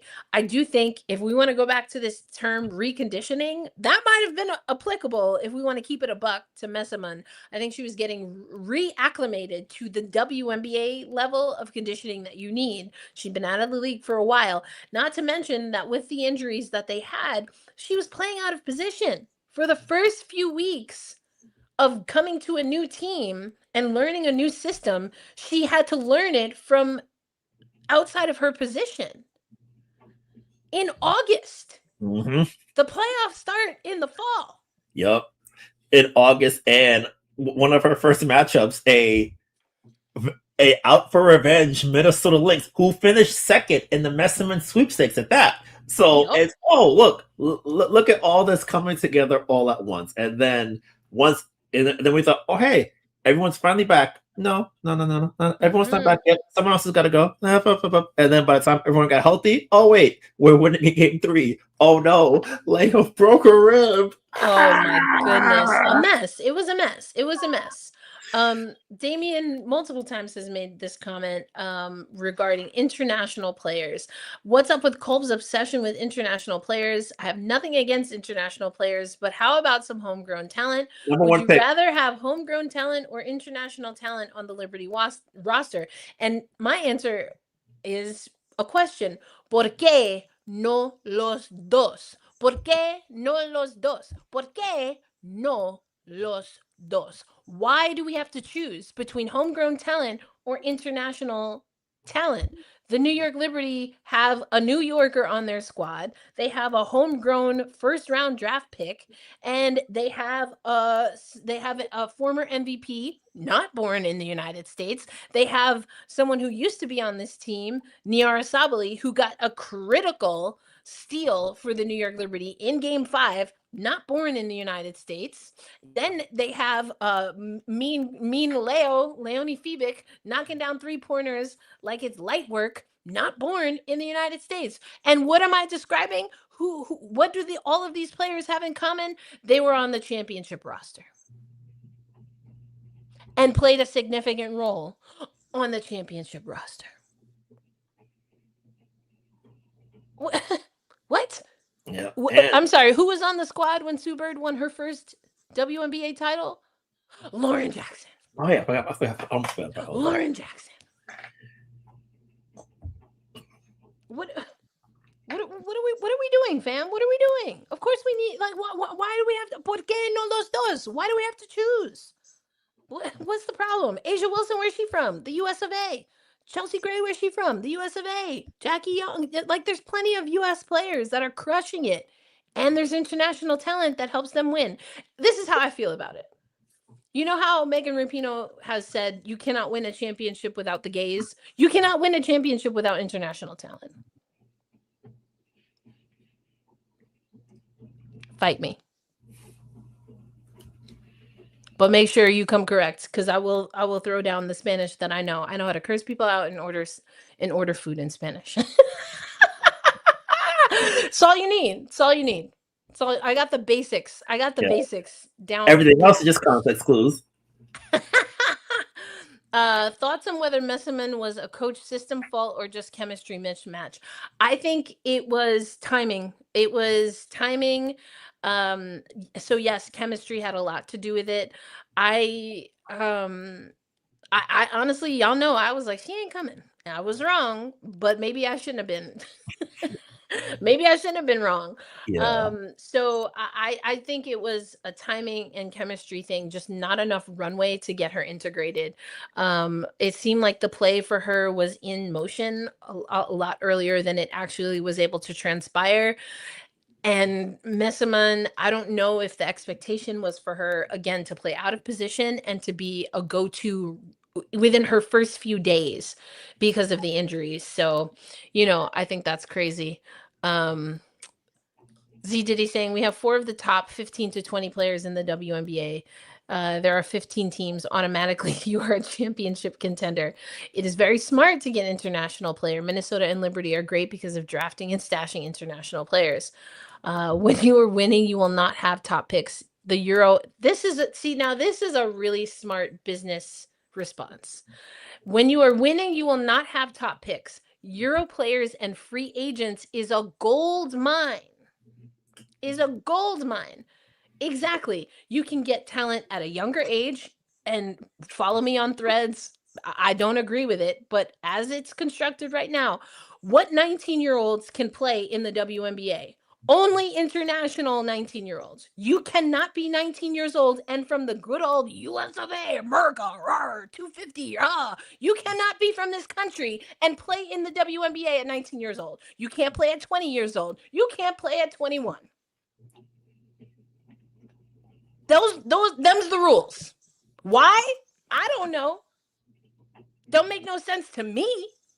But them's the rules. So this point that Ronnie is making is probably the point I should have started with. You can get young talent, which means that you can still probably, especially if they've never played in the WNBA, get them on a rookie contract.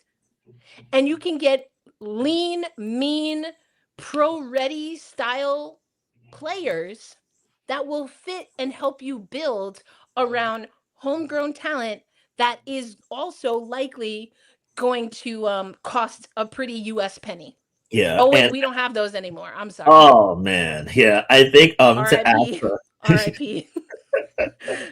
Yeah, to add to Ronnie's point, a team that's really been exceptional at finding players that, especially when they don't have as many draft picks, is Phoenix. Like Phoenix's roster, they had their big 3 last year, but then there's just so many depth pieces and players like a Monica Cole-McConney who really sort of like blossomed. She ate the Liberty up sometimes. I was like, oh. Yeah, so I think as we get into the newer CBA, the process of really building out good scouting departments, good research staff, being really diligent when it comes to finding talent and sort of hitting at the margins, because you can have the top tier player, which Phoenix does in AT and Copper, but as you surround them with good depth and as you find them players that fit within the ideals that Nate and Nikki Wren and those people have in mind when it comes to how they want to play basketball, if you're able to do that and hit on those numbers in a really high percentage,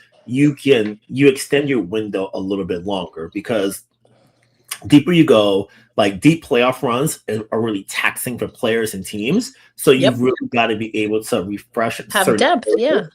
You have that depth. You can count on people, so you don't run your big dogs out. You don't run your big dogs into the ground early. You have good depth across the board. You have players who can really be capable and stepping up into new, exciting roles. So I think the scouting that teams like Phoenix, Minnesota, New York have been putting together in recent years is going to allow them to continue to stay in that playoff championship contention window. Yeah, I agree. I mean, love that you said what you said, as did I. Okay. I said what I said. If Messiman was to return to the Liberty, I don't know that I don't know that needs to happen. Yeah.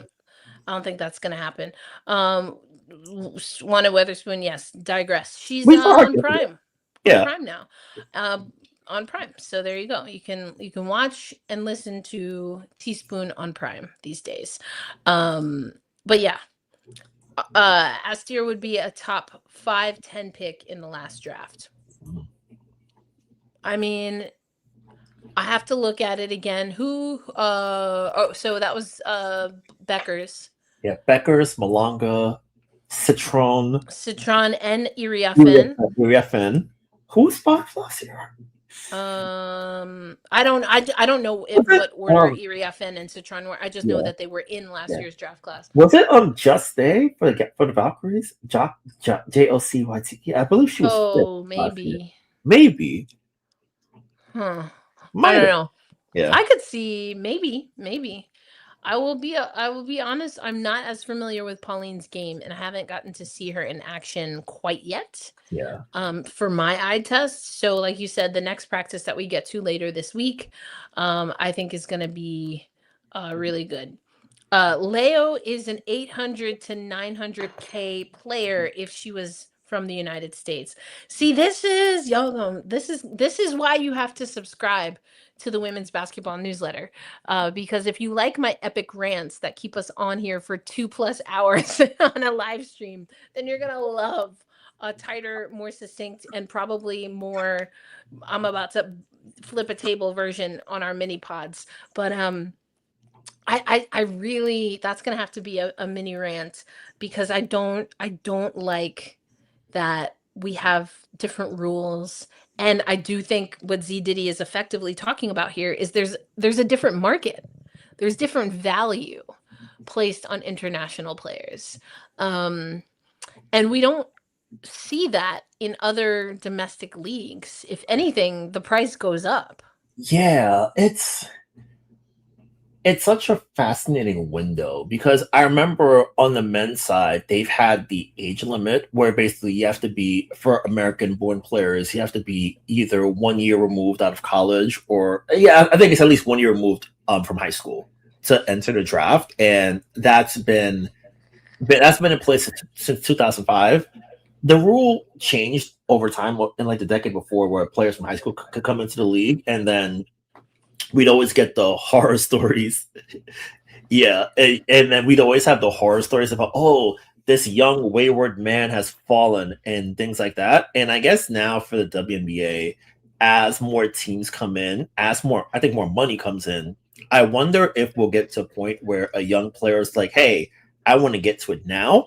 I don't think it'll happen. And I think that I don't think we'll see that, because in the NCAA, the money that players can get through various name, image, and likeness collectives is there for them in that way. So you can just sort of like be on and I think the loose transfer rules help in that regard. I guess help, quote unquote, because I feel like I have my own personal opinions about players transferring from place to place all of the time, but that's for another time.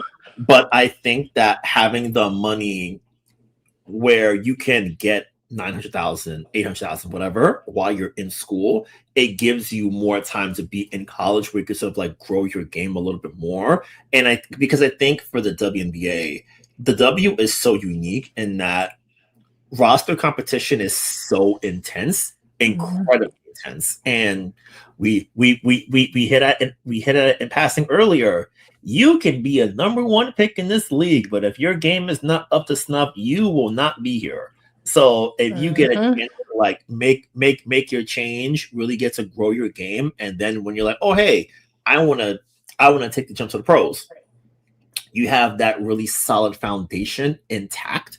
So that way you have the financial security where, oh, if it doesn't go well to start, at least I have some financial security so that I can like find out and figure out where I can play next. Whereas if you came in like, let's say 2018, you're not getting any money, you don't make a roster, where do I go? What do I do next? Now, for as much as I dislike the NCAA and what they're doing, the players at least have a bit of a soft landing spot, so to speak, so that way they can do some things where, oh, if this first time doesn't work, I can sort of figure out where to go next.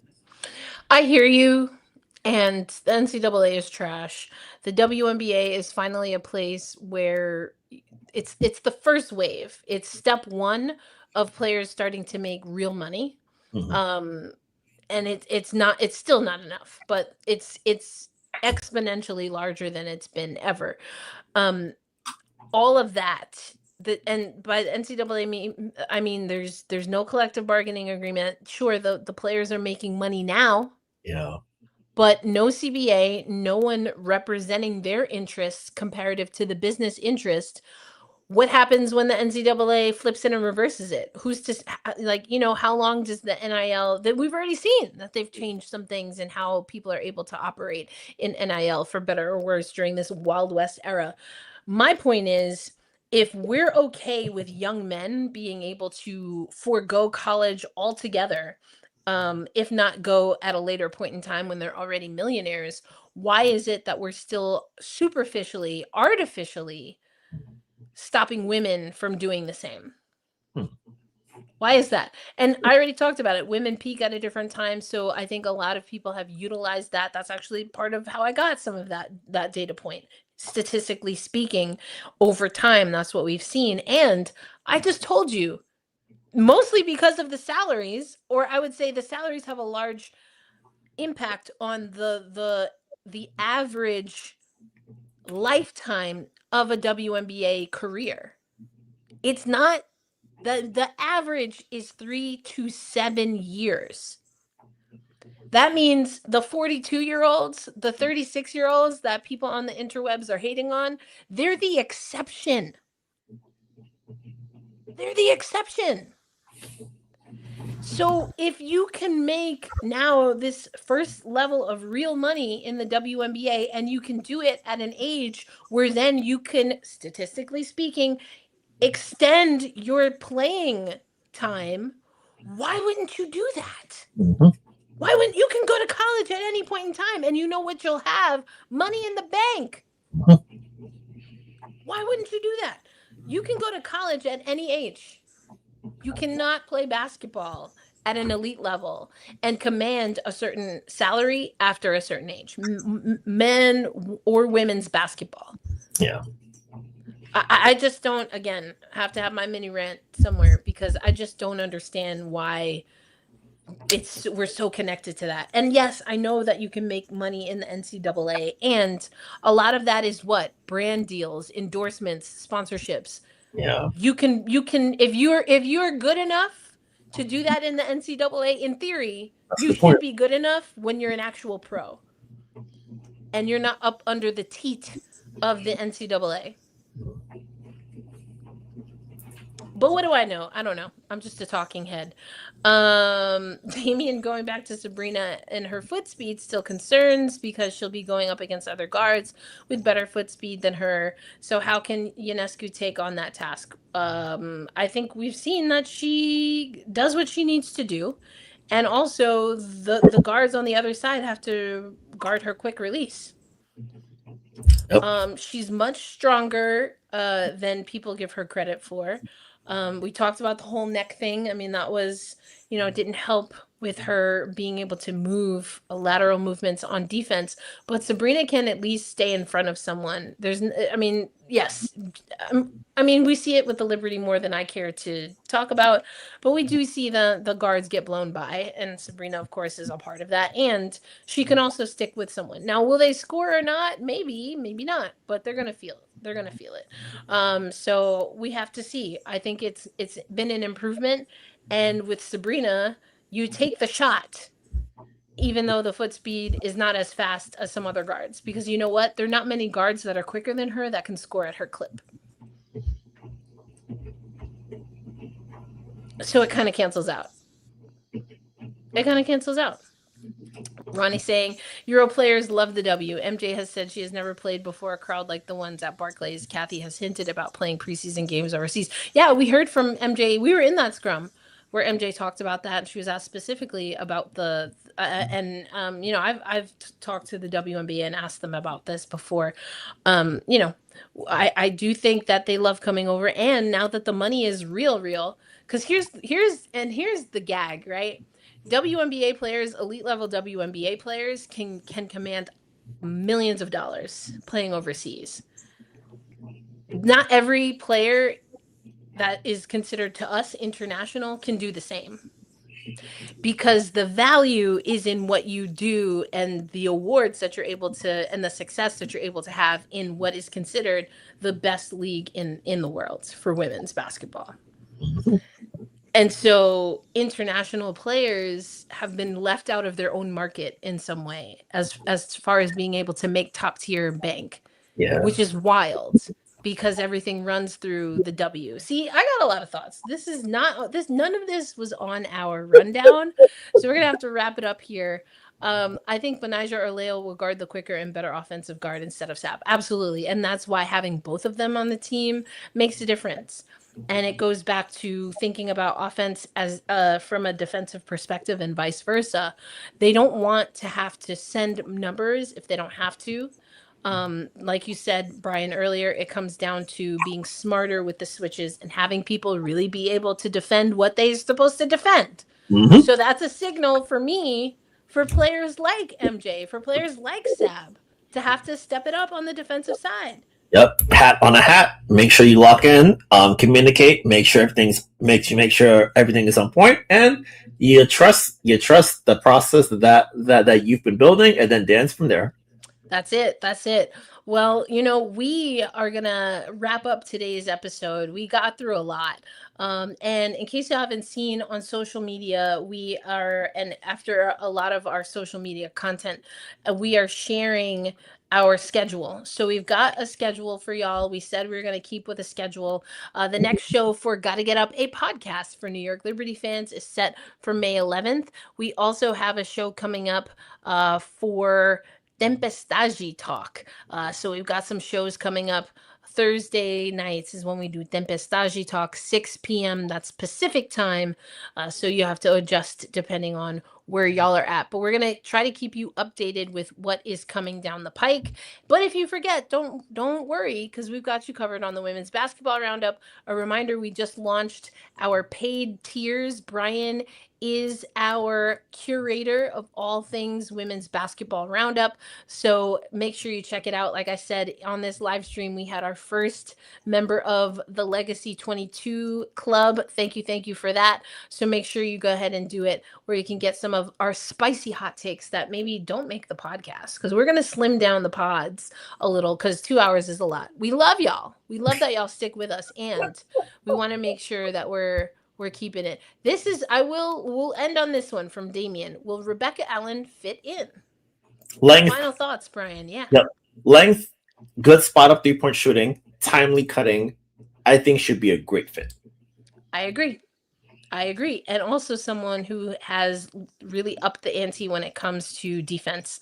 So Ronnie, once again, Libertyville, nice chat. Love y'all. We love y'all too. Thanks for stopping through. We had Damien here, Z Diddy.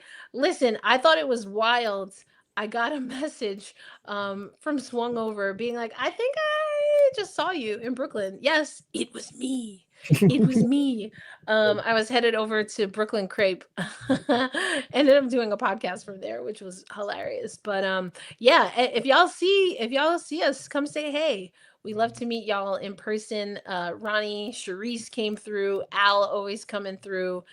We appreciate your comments. Who am I missing? Oh, Tammy always coming through. Tammy is also a part of our Slack channel and early adopters. So some of y'all are already in. Y'all are the OGs.